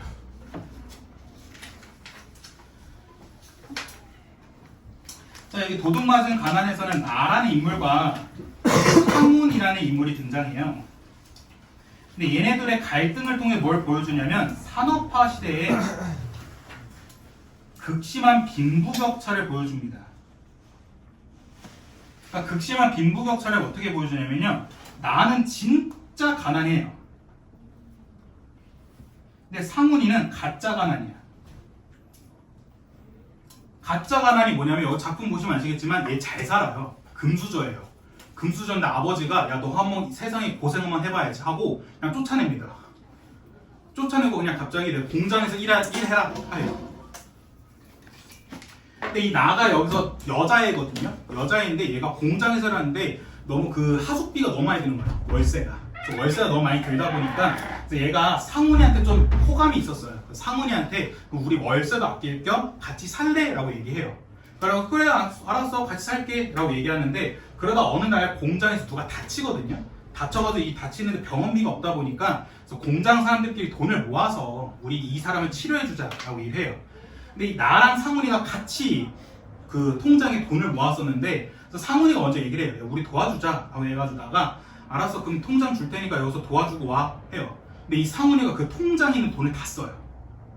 그러니까 나가 눈깔이 돌죠. 야 그거 내 전세자인데 그걸 어떡해 그걸 써버리면 어떡해 했는데 상훈이가 그게 뭐 어때서 사람 하나 구했잖아 하면서 상훈이가 돈을 절대 뭐 아끼는 모습 안 보여줘요. 그래서 그때부터 나가 뭐지 이게 좀 이상한데 하면서 이질감이 들기 시작하거든요. 그러다가 갑자기 상훈이가 집을 나가고 한 달 뒤인가 대학생 복장으로 이렇게 이 집을 와요. 집에 와서 나는 처음에 상훈이가 도둑질 한 줄 알고 야 너 도둑질 한 거야? 야 이러면 안 되지 막 이렇게 하니까 상훈이가 아 나 사실 잘 살아 부자야 나 아버지가 고생 한번 해보라 해가지고 한번 그냥 공장 생활 한 달 해봤어 해봤는데 역시 사람들이 참 살기 힘든 것 같아 근데 내가 너에게 아버지한테 했거든. 그러니까 너 아버지가 너 되게 좋게 본 것 같아. 그러니까 우리 집에서 그 식모로 일하러 해요. 그러니까 이제 나가 이제 자존심을 지키기 위해서 꺼져 하면서 막 소리 지르고 가고 이제 끝나는데 그래서 이 나가 뭐냐면 나의 가난까지도 도둑 맞았다 해요. 그러니까 여러분들 진짜 그래서 여러분 주변에 있을지 모르겠는데 제 지인 중에 한 명 있었거든요. 지인 중에 아직도 기억나는 게 자기가 무슨 알바 얘기하다가 무슨 알바 해봤니? 그러니까 뭐 이런저런 알바 다 해봤다 했더니 자기는 공사장 이제 노동 알바도 해봤대. 그래서 아 그러시구나 했더니 근데 그 사람이 뭐라 했냐면 돈을 벌기 위해서는 아니라 고생 한번 해보려고 이랬어. 고생 한번 해보려고 한번 공사장에서 한 며칠 일해봤어 이런 거야. 아 근데 되게 힘들다. 근데 그 사람 그거 엄청 자부심이야. 나는 공사장 알바까지 해봤다. 그게 이제 자기 프라이드점이었어. 타이틀이도. 그래서 사람들이 막 이렇게 자기 고생한 얘기하잖아. 고생한 얘기하면 야 공사장 알바 해봤어? 사람들은 얘 못 사나구나. 얘 되게 힘들게 사나 보는데 고생 한번 해볼라 했어. 이래요. 또 알고 지내나요? 예. 그래서 저도 가난을 도둑맞은 기분이었죠. 이걸 읽으면서 약간 제가 얘기 안 해요. 나는 어렸을 때 내가 가난한 줄 몰랐거든. 왜냐면 반지하에 살았었는데 그렇게 가난하다 생각 안 했었는데 언제 내가 우리 집이 되게 가난한 걸 언제 느꼈냐면 그러니까 지금은 그런 프로 없었는데 옛날에 인간극장 같은 프로그램이 있었거든요. 이제 불우이웃을 이제 일주일이나 한 달 정도 관찰하는 다큐멘터리를 찍고 그거 이제 후원을 받아주는 프로그램이 있었어. 근데 그게 우리 집에 제안이 왔어. 우리 집에 근데 나도 그런 거 봤단 말이야. 인간극장이나 그런 다큐멘터리 보면서 진짜 사람들 힘들게 사는구나. 나 정도면 진짜 행복하게 사는구나 하고 있었는데 갑자기 한 달 뒤인가 갑자기 담임 선생님이 수나 잠깐 일로 와봐. 갔더니 방송국이랑 다 있는 거야. 엄마도 있어. 우리 엄마 학교로 온 적이 없거든. 나 사고 친 거 없는데? 그랬더니 갑자기 차근차근 설명을 해줘. 근데 그때 출연료가 진짜 싸. 출연료 진짜 얼마 안 줘. 출연료 진짜 5만 원 줘. 하루에 5만 원? 가족 전체 합해서. 근데 그 사람들이 얘기해준 게 출연료는 적은데 후원을 많이 준다는 거야. 그래서 막 얘기해주면서 보여줘. 여태까지 우리 나왔던 출연자인데 이제 그 출연자가 지금 이렇게 다 방송 나오고 나서 어디 후원 받아서 어디 이사 가고 아파트 이사 가고 막 그랬다. 근데 나도 아파트 살았거든. 근데 왜 나야? 그때 알았어. 우리 집이 진짜 가난하구나. 네, 출연은 안 했습니다. 그때 질풍노도의 시기였던 중학교 1학년, 2학년이었기 때문에 생각해보세요. 중학교 1학년 나와봐. 방송에서 애들 다 볼 텐데 나 사는 거랑 내 방 이런 거 다 볼 텐데. 그때 나중에 커서 들어본 게 엄마는 출연하고 싶었대. 너무 힘드니까 그런 거 좀 후원이라도 받고 하고 싶었는데 근데 엄마도 이제 무조건 내 의사가 제일 중요했던 너가 오케이 하면 찍는 거고 아니면 그래서 그 방송국에서 맨날 연락 왔어. 동생은 애시당초 꺼지라 했지. 우리 동생은 뭐 애시당초 그러니까 이제 나를 설득하려고. 그러니까 둘 중 한 명만 나오면 됐었대. 둘 중 한 명만 나오면 되는데 그러니까 동생은 모자이크하면 되는데 동생 모자이크해도 이 동네에서 얘가 내 동생인 거 아는데 그래서 이게 뭐야. 얘가 내 동생인 거 아는데 이걸 왜 해. 그래서 딱 그거였기 때문에 자 그래서 한번 보시면 306페이지 아까 그 상훈이란 얘가 돈에 대한 절실함이 없는 포인트가 어디였었냐면요 바로 니은 파트거든요. 그래서 뭐라 하냐면 뭐라고? 모두 가난뱅이들 뿐이라. 그럼 우린 뭐니? 우린 부자야? 응? 우린 부자야. 나는 내분을 이기지 못해. 그의 멱살을 잡고 질질 끌어다가 벽에다 콩콩 부딪혀 죽었다. 그런데도 그는 희죽희죽 웃었다. 3만 원 정도 중반이 넘은 돈이 자기 돈인데도 조금 더 아까워하지 않았다. 그렇다고 그 폐병쟁이를 뼈아프게 동정했던 것도 아니란 걸 나는 안다. 둘 다 그에게 조금 더 절실하지 않았다라는 겁니다. 그러면서 얘가 어떻게 되냐면 오싹 기분 나쁜 불안감을 느끼기 시작합니다. 그래서 여기서 뭘 느끼냐면 상훈이란 녀석이가 돈에 대해서 절실하지가 않구나라는 걸 얘가 깨닫게 돼요. 그래서 중량 부분 주얼거리 다음 보시면 나는 사실 부잣집 도련님이고 아버지가 좀 별난 분이셔 라고 얘기합니다. 근데 둘 다 성인이에요? 네, 둘 다 성인이에요. 그래서 같이 산 거예요. 근데 너네도 이런 상상하지 않니? 내 베프 중에 한 명이 진짜 리얼 금수저였던 거야.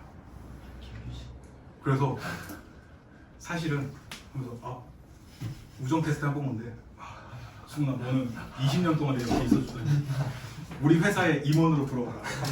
너 보니까 열매국어에서 그렇게 열심히 하고 이런 거 보니까 내가 너무 힘들어 보여. 마음이 아파. 아직도 그런 상상하세요? 말씀드렸죠. MBTI가 극 N이기 때문에. 모든 상상력을 이제 다 총동원해서 내 80번 상상력이. 예전에 소개팅 했을 때 어떤 얘기가 MBTI 나왔는데 전 완전 N이다 했더니 막 그 상대방 저도 진짜 완전 N이에요. 그래서 어느 상상까지 해봤냐. 그 얘기가 나온 거야. 부자 친구한테 아니 부자 친구 그런 얘기 안 하고 그래서 초등학교 때 저희 초등학교 옆에 조그만 동산이 있었다. 동산이 조그맣게 있었는데 그러니까 동산 수업할 때 그 동산을 봤는데 저 동산 위에 커다란 두루마리 휴지가 있으면 어떨까라고 한번 상상을 해봤다. 그 두루마리 휴지가 굴러서 이 산을 다 휴지로 덮는 거야. 그러고 나서 겨울이 온 거야. 그렇게 했다. 그랬더니 진짜 소개팅 여자 표정이 딱 니네 표정이었어. 연락 안 했죠 그 다음에? 안 왔지. 그 여자가 그 빵빵이. 빵빵이. 너네한테 얘기 안 했나? 강남역에서 그러니까 그 사람 직장이 강남역이었어. 그 바람 피웠나? 아니 강남역이었는데 내가 친구가 강남역 그러니까 내 친한 친구가 강남역에 있어 내가 학원 쉬는 날 그 친구를 잠깐 보러 했거든. 그래서 점심에 같이 카페 가고 좀 놀라 했었는데 근데 그때 한창 또 빠진 게 빵빵이었어가지고 친구가 나한테 전화 걸면 씨발이야 이렇게 오래. 그럼 난 왜 그래 옥지암 이래. 이 친구가 빵빵아 옥지암 이지랄해. 우리는 병신 같은 짓을 한다고 그래 이 정도로. 근데 너네 강남역 가면 강남은 지하 상가가 이렇게 있어. 출구가 한 12개가 있어. 근데 어디 출구였지? 10번 출구가 11번 출구 밑에서 보기로 했거든. 난 친구랑 빵빵아 옥지암 빵빵아 옥지암 이러고 있었지. 근데 갑자기 뭔가 뒤통수가 따가워. 그래서 응? 봤더니 그 여자야. 그 여자가 이거 보고 있어.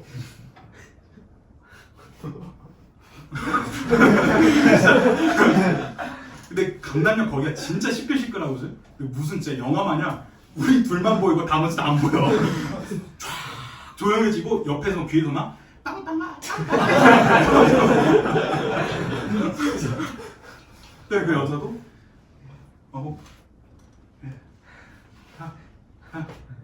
내 친구가 야 너 뭐해? 그래서 아니야 이따 보자 하고 친구 와서 얘기하니까 친구가 야 좆됐구나 너 끝날 것 같아. 그리고 일주일인가? 며칠 뒤에 광화문에서 만나고 기억잘요? 막 2차 애프터는 서로 했거든.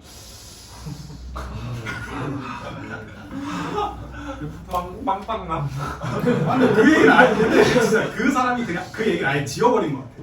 그냥 너무 충격 나머지 그 메모랭이 아예 딱 뽑아서 포맷시킨 것 같아.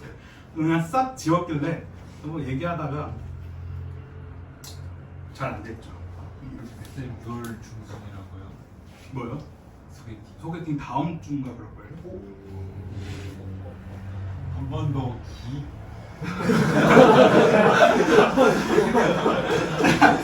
자, 그 다음에 308페이지 마저 쭉 봅시다. 네, 308페이지 또 여기 미음 파트 보시면요. 이 방이 아까 그 나가 상훈이랑 같이 지내는 방이랬잖아요. 그 방이 이제 얘가 방에 대한 인식이 바뀌어요.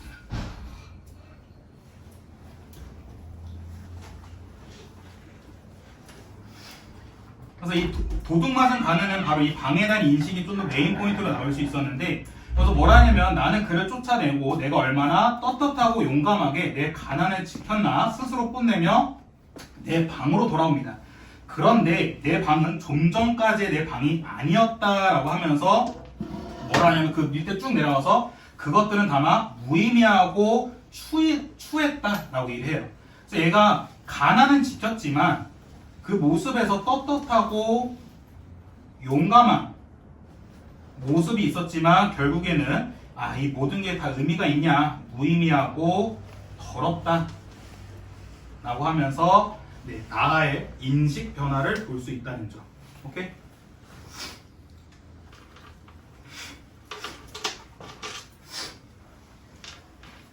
그래, 요즘 되게 근자감이 많아요.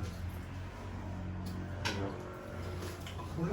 설마해서 말했잖아. 근자감, 근거가 없는 자신감이랄까? 자신감이 높잖아.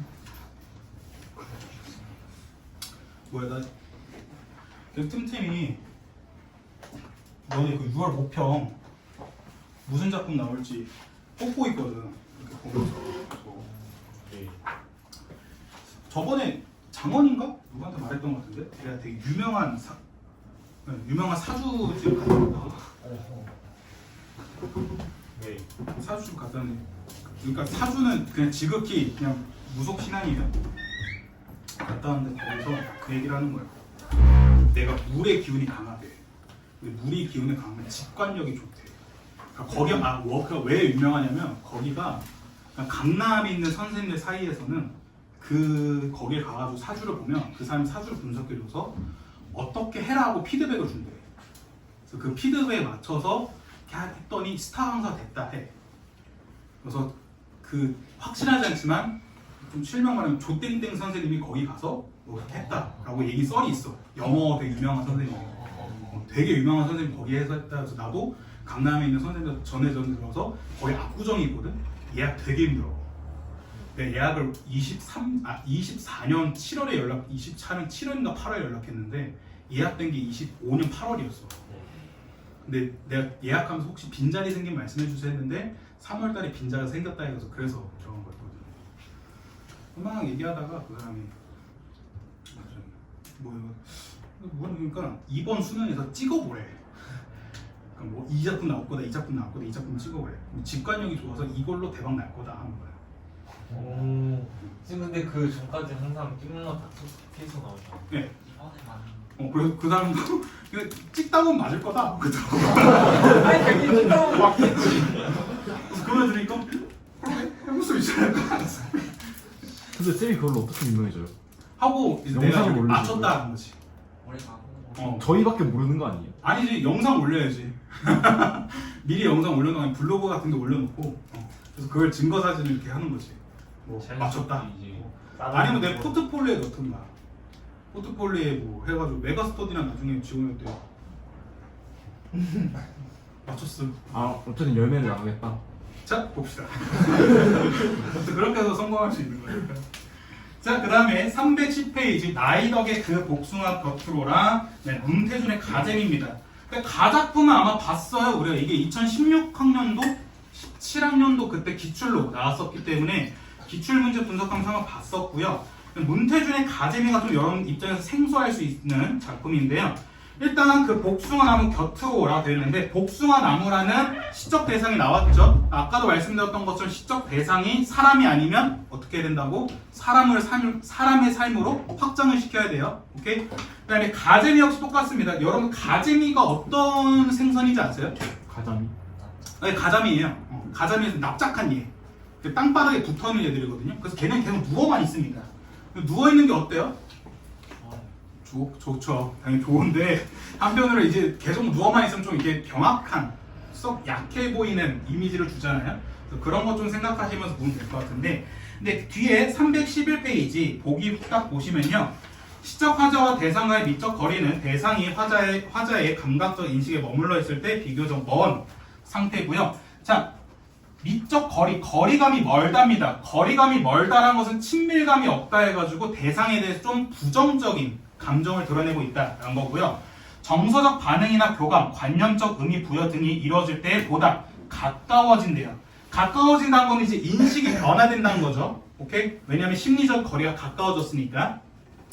가에서는 선입견이나 편견을 가졌던 대상에 대한 화자의 거리감이 이해와 교감으로 변화하는 과정을 보여주고요.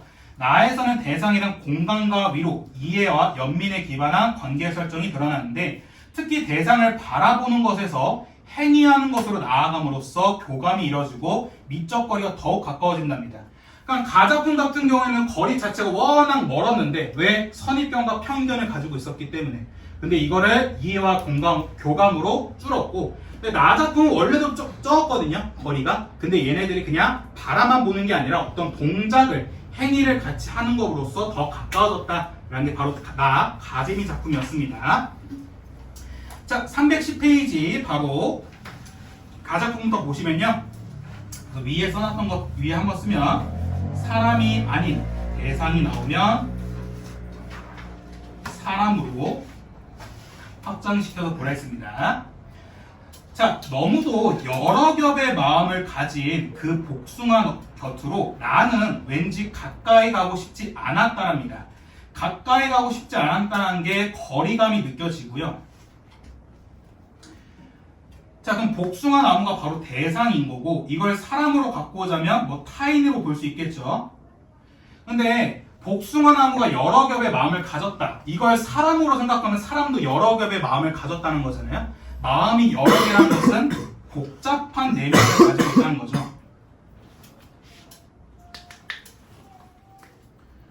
그다음 또 마음을 가졌다 했기 때문에 의인법 쓴 거고 그다음에 흰 꽃과 분홍꽃을 나란히 피우고 서 있는 그 나무는 아마 사람이 앉지 못할 그늘을 가졌을 것이라고 멀리로만 지나쳤을 뿐입니다 하고 있습니다. 자, 아마 그늘을 가졌을 것이라고 생각하는 것은 바로 보기에서 말했던 선입견이겠죠. 혹은 편견일 테고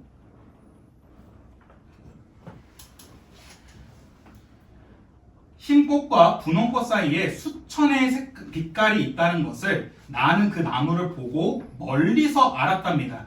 그러니까 이 꽃 사이에 뭐가 있었냐면 수천의 빛깔이 있었다는 겁니다.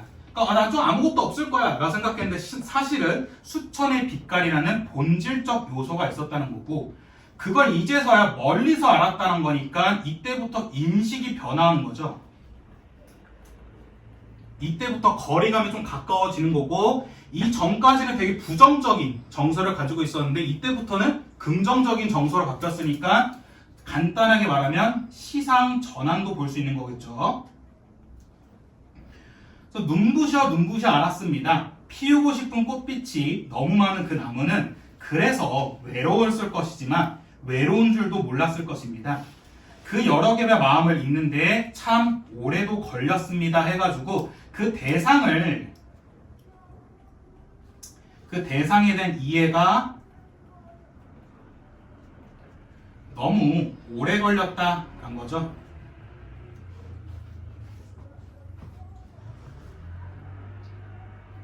자, 그다음 너네가 살짝 이건 상상을 해봐. 복숭아나무가 흰 꽃과 분홍 꽃이 막 있었거든. 근데 그 꽃이 흩어지면서 어디 먼데 닿았대. 이게 무슨 의미야? 땅에 떨어졌단 거지. 이 정도는 상상을 해봐. 애를 좀 갖고 와봐. 그래도 너네 완전 애쓸 건 아니잖아. 갖고 와봐. 꽃이 엄청 많았는데 꽃잎들이 흩어졌대. 그리고 먼데 떨어졌대. 목에서 꽃잎이 그렇게 표정 보지 마. 역시 재난. 꽃잎이 떨어졌다는 거고 그럼 이게 다른 말로 뭐야? 시간의 흐름도 볼 수 있겠죠. 왜냐면 시간이 흘렀기 때문에 꽃잎이 쫙 떨어졌을 거 아니야. 계절의 변화도 그쵸, 뭐 계절의 변화 좀 더 디테일하게 하면 뭐 봄에서 여름, 가을 그거 볼 수 있겠죠. 근데 그게 합쳐서 다 시간의 흐름이니까. 조금은 심심한 얼굴을 하고 있는 그 복숭아 나무 그늘에서 가만히 들었습니다. 저녁이 오는 소리를 해서 도치법 쓰고 있는 거고 그 복숭아 나무 근처에서 가만히 듣고 있다는 거니까 교감도 하고 있는 거죠.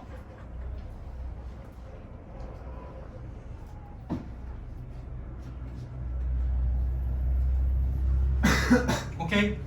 자, 그다음에 몇 가지 표현 방식 몇 가지 표현 방식 딱 보시면 네, 안 왔습니다라는 식으로 경어체를 썼습니다. 경어체는 높임표를 쓴 거예요.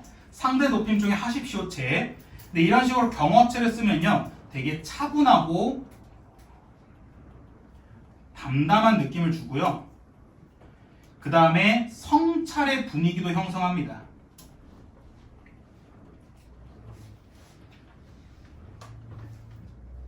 아, 그 뭐지? 성당에 가서 자기 죄를 고백하는 거? 고해성사. 고해성사 할 때 난 사람을 죽였다 이렇게 안 하잖아. 그래요? 난 사람을 죽였습니다 이러잖아.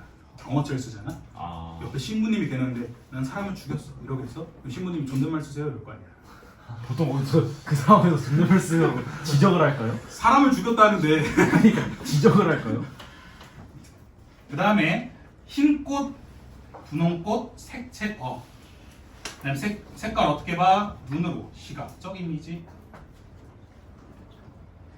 그 다음에 멀리로만 반복법.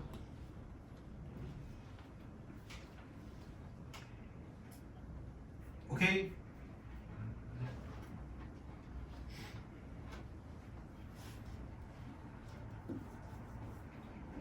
자, 그 다음에 나작품 문태준의 가재미라는 작품 보시면 김천의료원 6인실 302호. 네, 엄청 구체적으로 배경이 나왔네요. 구체적 배경을 설정하는데 이렇게 구체적 배경 설정은 어떤 효과가 있냐면 사실감이 좀 더 느껴집니다. 그래서 산소 마스크를 쓰고 암투병 중인 그녀가 누워있다랍니다. 바로 이 그녀가 시적 대상이겠죠. 바닥에 엇바짝 엎드린 가재미처럼 그녀가 누워있다 해가지고 그녀가 누워있다가 또 반복되고 있고요. 그래서 나는 그녀의 옆에 나란히 가재미로 눕는답니다. 이게 바로 연민과 위로와 애정의 행위겠죠. 여러분도 그러신 적 없나요? 저는 친구들이랑 가다가 친구 한 명 자빠지잖아? 그럼 친구가 민망할까봐 다 같이 누워 우리는. 안 그래? 아, 그래? 친구한테 애정이 없구나. 친구가 가다가 그냥 한번 다 같이 자빠지잖아?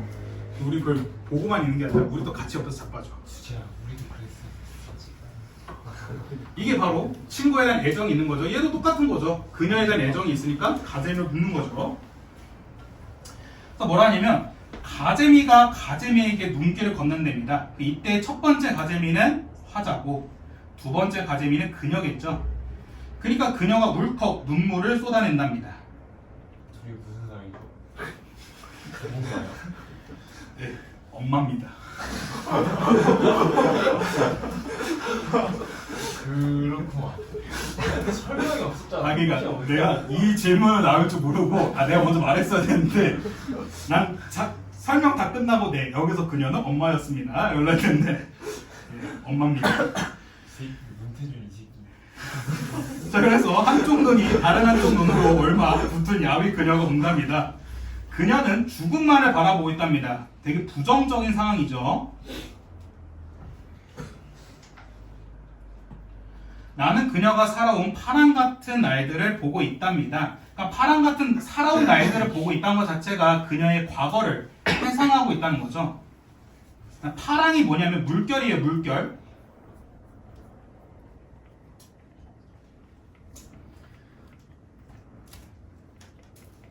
자, 생각해봐.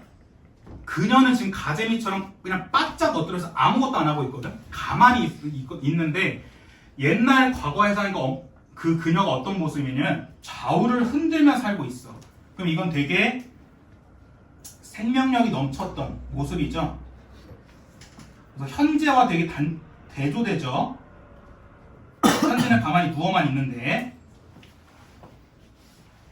그래서 그녀의 오솔길이며 그 길을 도단하던 대낮에 벅국이 소리며 가늘은 국수를 삶던 저녁이며 흙담조차 없었던 그녀 누대의 가게를 떠올린다 하고 있거든요. 그러니까 이게 뭐냐면 집인데 흙담조차 없답니다. 그러니까 담조차 없대요. 그냥 널려있는 집이죠. 그렇기 때문에 되게 가난했던 그녀의 삶입니다. 그래서 가난한 과거 그녀의 삶에 대해서 얘기하고 있고요. 그래서 두 다리는 서서히 멀어져 가랑이지고 폭설을 견디지 못하는 나뭇가지처럼 등뼈가 구부러지던 그 겨울 어느 날을 생각한다. 그녀의 숨소리가 느릅나무 껍질처럼 점점 거칠어진다. 나는 그녀가 죽음 바깥의 세상을 이제 볼 수 없다는 것을 안다. 한쪽 눈이 다른 쪽 눈으로 캄캄하게 쏠려 벌었다는 것을 안다. 나는 다만 좌우로 흔들며 헤엄쳐가 그녀의 물속에 가만히 묻는다. 이게 바로 이 행위를 같이 하는 게 되는 거고, 그래서 산소 호흡기로 들이마신 물을 마른 내 몸 위에 그녀가 가만히 쏟아준다. 어우, 슬프지 않습니까? 엄마인 걸 안다면. 자, 몇 가지 후딱 표현 방식만 후딱 보시면 네, 쏟아낸다, 누워있다 등 현재형 시제를 쓰고 있고요. 그 다음에 가재미처럼 죄송해요, 비유법.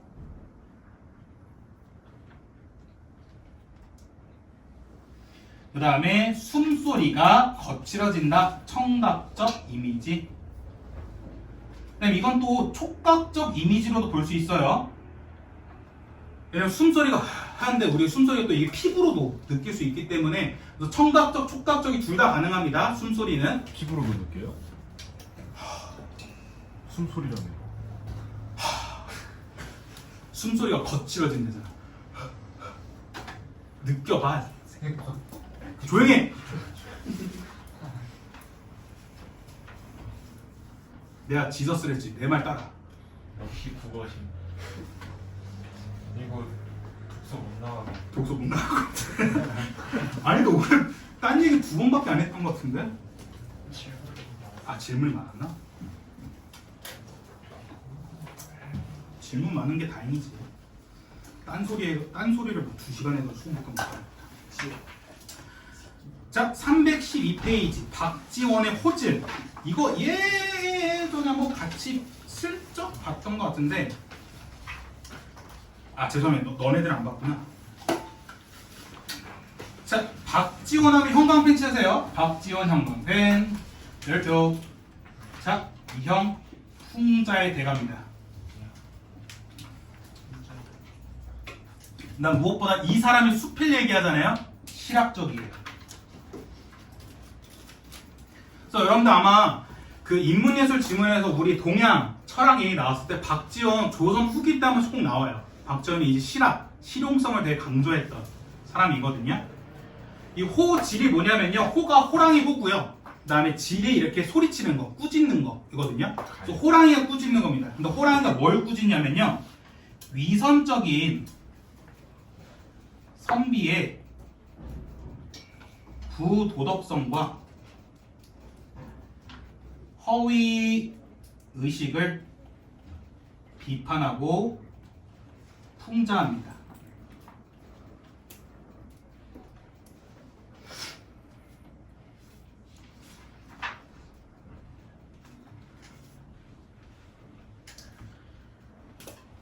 그래서 이 호랑이가 어떻게 뭘 꾸짖는지 한번 312페이지 쭉 보시면요. 자, 312페이지의 앞부분의 줄거리가 있는데 여기에 북곽 선생이 있고요. 동리자가 있어요. 자, 북곽 선생은 벼슬을 좋아하지 않는 채라는데요. 그러니까 나 벼슬을 별로 안 좋아해 하면서 척을 한다는 거거든요. 이건 바로 되게 위선적인 모습을 보여주고, 그 다음에 수절을 하는 것으로 알려졌다는데 동리자랑 밀회를 나누는데 바람핀대요. 자, 이때 동리자 얘도 이상한 얘죠. 오케이?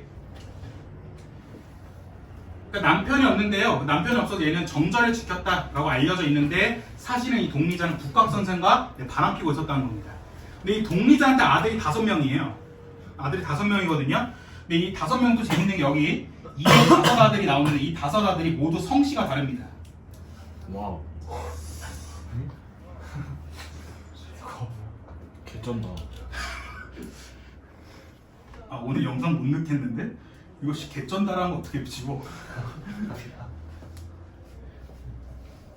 내 건 최대한 지워봤잖아요. 그래서 동리자의 위선적인 모습. 되게 그냥 또 이 5알이 되게 어리석어요. 하고 탐욕적인데 왜 그러냐면, 그러니까 이 5아들이 북각 선생의 제자거든요. 그러니까 이 다섯아들이 생각하기에 북각선생이랑 자기 엄마랑 바람필 일 없다는 거야. 그래서 여우가 북각선생 하는 척하고 있는 거다 해가지고 이 여우를 잡아다가 팔자 해요. 왜냐면 사람으로 둔갑할 수 있으니까. 그럼 돈을 많이 벌겠지 생각하는 겁니다. 그래서 되게 어리석고 탐욕적인 모습을 보여주고 이 다섯아들이 무엇보다 성이 다 다릅니다. 근데 이렇게 가다가 이 북각선생이 어떻게 하냐면 사람들 들키니까 사람들이 자기를 알아볼까봐 한쪽 다리를 들어 목덜미에 걸친 채 귀신의 춤을 추고 도망칩니다. 제가 할 수 없는데 이렇게 다리를 해가지고 목에 걸치고 귀신인 척하고 도망치는 거예요. 북각선생이 아니려고. 또 웃음소리가 냅니다. 근데 그러다가 구덩이에 빠져요. 근데 여기 또 똥이 가득 차 있거든요. 그래서 막 하고 있는데 이때 호랑이가 등장합니다. 바로 이 호랑이가 작가의 의식을 작가를 대변해주는 아이인데, 그래서 뭐라 하냐면 선비라는 놈들 더럽기도 더럽구나 라고 얘기하면서 호랑이가 이 북각선생을 뭐라 하기 시작합니다. 그래서 여기 이제 북각선생이 쫄죠. 그래서 막 세 번 저랑 무릎 꿇고 말하는데 여기서 이제 호랑이가 꾸짖습니다. 바로 이게 제목의 의미고요.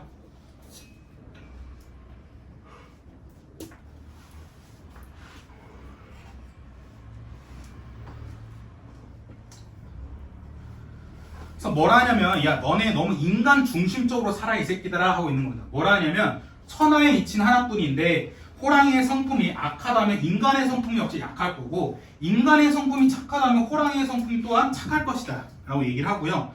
근데 니네 너무 나쁜 짓거리 많이 한답니다. 그 악한 짓거리를 멈출 방도가 없구나 라고 얘기하면서 너네 인간들 너무 나빠 한 겁니다. 그러니까 호랑이가 뭐 짐승 같은 거 잡아 먹으면 뭐 짐승 여기 사는 사슴 같은 거 잡아먹는다 하거든요. 근데 인간은 뭘 먹어? 보통 소나 돼지를 먹잖아요. 그럼 이 사슴은 안 건드려야 되잖아. 근데 인간들이 사슴까지 건든다는 겁니다. 그러니까 너네 너무 탐욕적이야. 너네 너무 미친 것 같아. 라고 막 욕을 하고요. 그래서 313페이지 가시면 또 뭐라 하냐면 또 너네는 돈을 형이라고 부르지 않냐. 너네 돈 너무 좋아해. 라고 얘기하고 그다음 너네 너무 잔인하고 박정까지 해. 그래서 잔인함과 박정함이 너희보다 더한 것이 있겠느냐 라고 얘기하고 호랑이나 사람이나 다 한 가지 동물들이다 라고 얘기하면서 우리는 다 더불어 함께 길러지는 것이기 때문에 거스를 수 없는 것들인데 왜 니네가 잘났다 하냐 라고 하면서 막 뭐라 합니다.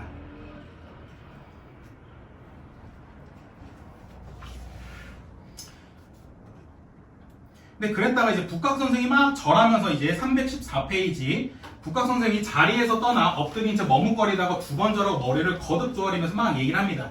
근데 그랬다가 딱 눈을 떠보니까 호랑이가 이미 가고 없어요.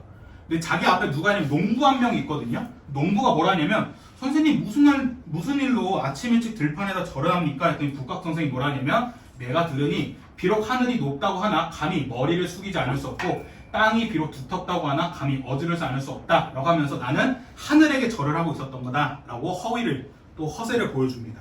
근데 저기 지금 똥 뒤집고 있는 거 아니에요? 그쵸? 멋진데.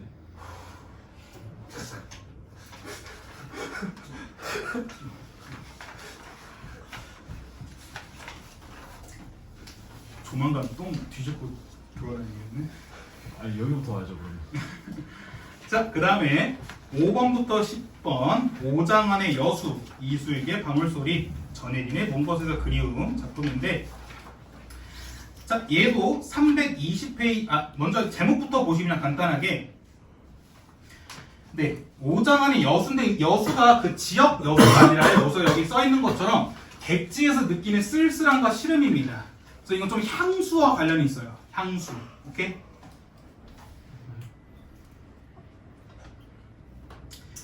그 다음에 나에서 방울소리는 방울소리가 당연히 시적 대상일 테고 그 다음에 다작품 역시 먼 곳에서의 그리움이거든요. 그래서 얘도 그리움에 대해서 뭘 얘기하는구나 라고 보시면 될 것 같고요. 자, 그리고 320페이지 10번 문제 보시면 인간은 현실을 발붙이고 있지만 항상 자신이 있지 않은 다른 시간, 공간에 대한 선망과 그리움을 품고 있다. 그것은 자신이 발붙이고 있는 현실 자체가 부정적인 것이기 때문에 그럴 수 있지만 현실에 대한 인간의 의식 자체가 왜곡된 것이기 때문일 수 있다. 인간이 선망하고 그리워하는 시공간은 자신이 경험했던 과거의 시공간일 수도 있고 한 번도 경험하지 못했던 미래의 시 공간일 수 있다. 우리가 무엇인가를 선망하고 그리워하는 것은 실현에 대한 기대 때문은 아니다. 비록 이루어질 수 없는 것이라 하더라도 꿈꾸는 것 자체가 우리를 살게 하는 동기가 될지 모른다. 그래서 이거에 대한 선망과 그리움에 대해서 얘기한 게 바로 가부터 바라는 작품입니다. 그래서 뭐 방울소리도 보시면 뭐 선망하고 그리워하는 것과 관련이 있겠죠. 오케이?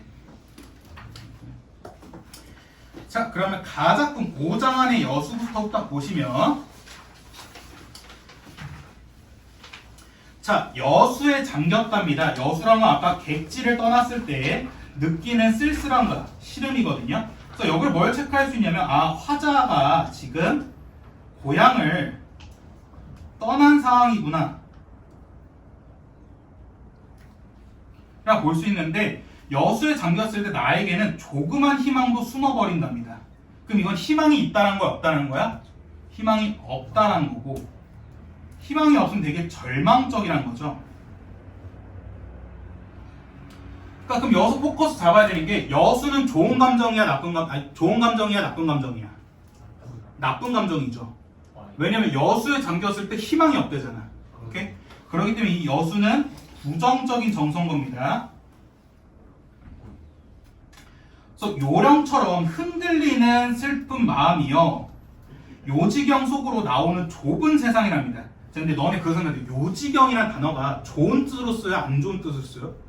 안 좋은 뜻이고, 또 무엇보다 세상이 좁대. 이거 역시 다 세상이 부정적인 거고, 근데 이렇게 부정적이라고 볼 수 있는 이유가 뭐야? 거기에서 아까 뭐라 했어? 현실에 대한 인식을 별로 부정적으로 생각한다는 거였잖아요. 그렇기 때문에 좀 부정적인 현실을 나타내고요. 또 나는 추억이 무성한 숲속에 섰다. 요지경을 메고 다니는 늙은 장돌뱅이의 고달픈 주막꿈처럼 누덕누덕이 기워진 때 묻은 추억이랍니다. 자, 추억에 때가 묻었대. 그럼 이 추억이 온전한 거야? 온전하지 않다는 거죠, 또.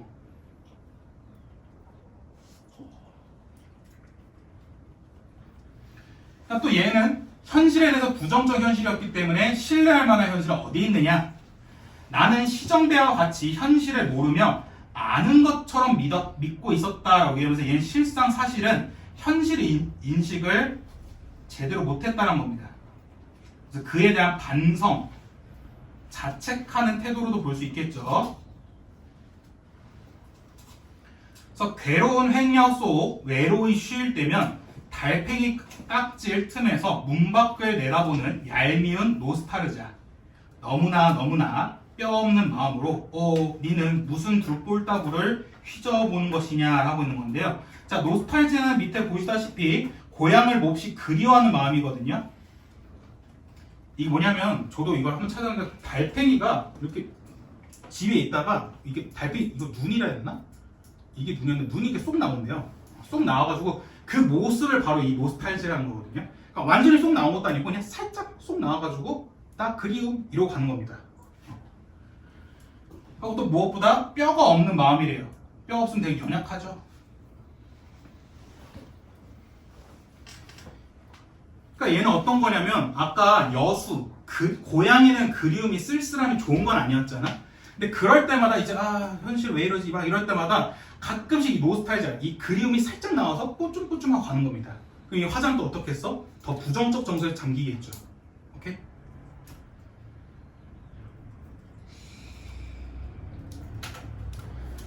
자, 그 다음에 나작품 이수익의 방울소리입니다.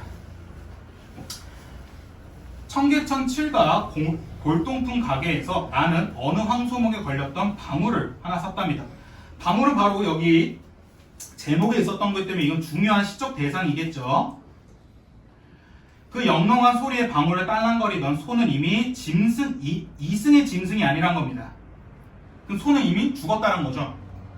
나는 소를 몰고 여름에 해질녘 하산하던 그날의 소년이 되어서 배고픈 저녁 연기 피어오르는 마을로 터덜 걸어가 내려왔다. 그래서 지금 과거 회상하고 있는 거예요. 과거 경험을 얘기하고 있는 거죠. 장사치들의 행정이 떠들썩한 문명에 골목에선 지금도 삼륜차가 물려대는 경적이 저자바닥에 따가운데, 내가 몰고 가는 소의 딸랑이는 방울소리는 돌담 넘어 옥분이네 안방에 들릴까 말까. 살인문 밖에 나와 날 기다리며 섰을 누나의 귀에는 들릴까 말까 하고 있습니다.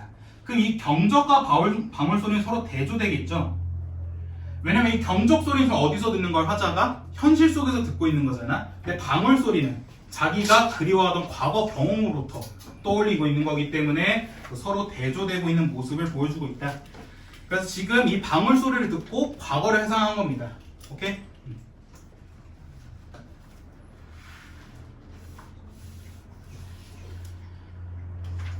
그다음에 다 작품은 그래서 여러분들이 공감할 저는 되게 공감했던 게 여러분들 나중에 그럴 수 있는데 저는 진짜 아예 사람들한테 말 한마디 안 하고 한 1년 정도 저기 멀리 한번 떠나고 싶거든요. 절 아무도 모르는 거기서 뭐 죽으면 어쩔 수 없고. 그래서 지금 이 사람도 그 얘기하는 겁니다. 좀 그냥 일상에서 아예 떠나버리는 거. 그래서 뭐라 하냐면 그것이 헛된 힘을 안다. 그래서 되게 단정적으로 시작해요. 그러나 기대와 동경 없이 살 수 있는 사람이 있을까? 무너져 버린 뒤에도 그리움은 슬픈 아름다움을 지니고 있답니다. 나는 새해가 올 때마다 기도를 드린답니다. 나에게 무슨 일이 일어나게 해달라고. 어떤 엄청난 일, 무시무시하도록 나를 압도시키는 일, 매혹한 일, 한마디로 기적이 일어날 것을 나는 기대하고 있다. 올해도 마찬가지다. 모험 끝에는 허망이, 여행 끝에는 피곤만이 기다리고 있는 줄을 잘 안다. 그리움과 먼 것으로 훌훌 떠나버리고 싶은 갈망, 밤 안의 시구처럼 식탁을 털고 나부끼는 머리를 하고 아무 곳이나 떠나고 싶은 것이다. 먼 곳의 그리움, 모르는 얼굴과 마음과 언어 사이에서 혼자이고 싶어하는 마음입니다. 자, 여기서 그래서 혼자이고 싶어하는 마음이거든요. 혼자는 고독이잖아요. 근데 고독이란 건 일반적으로 부정적이란 말이야. 근데 여기서는 좋은 거죠. 왜냐면 얘는 혼자 있고 싶어하니까. 그래서 이 사람 지금 존재의 고독을 추구하고 있는 겁니다. 텅 빈 위와 향수를 안고 돌로 포장된 음습한 길을 거닐고 싶은 욕망, 아무튼 낯익은 곳이 아닌 다른 곳, 모르는 곳에 존재하고 싶은 욕구가 항상 나에게는 있다 하고 있는데요. 자, 여기서 밤 안의 시구에서 식탁을 터고 나부끼는 머리를 하고 라는데 이 밤 안의 시구에서 이 부분이 무슨 의미냐면 일상에서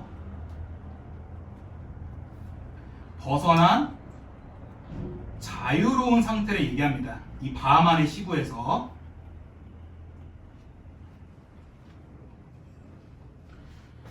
그래서 뭐라 하냐면 포장마차를 타고 일생을 전전하고 사는 집시의 생활은 나에게 가끔 이상적인 것을 생각이 된답니다.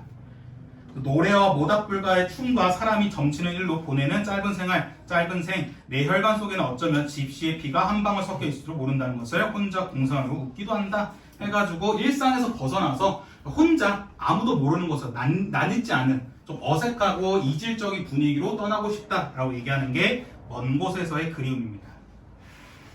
그래서 이 작품은 여러분들 그 옛날 미국 할리우드 드라마나 영화 보시면 그런 거 나오거든요. 히피 문화. 그 히피 문화와 좀 관련이 있습니다.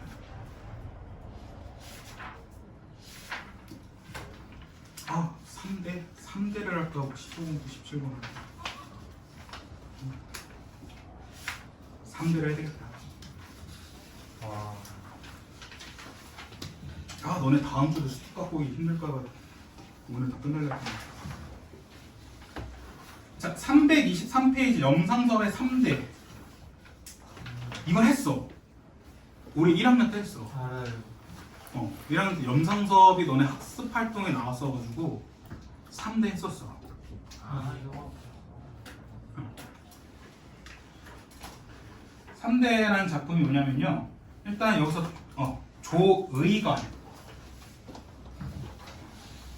조상훈, 그 다음에 조덕기 1대, 2대, 3대의 모습을 보여주는데요. 갈등이 두 개 나와요. 첫 번째 갈등은 1대와 2대가 갈등을 일으킵니다. 근데 얘네가 왜 갈등을 일으키냐면요. 일대 조이가는 전통적인 가치관을 고수하는 사람이고요. 조상훈 같은 경우에는 근대적 가치관을 얘기하는 애예요.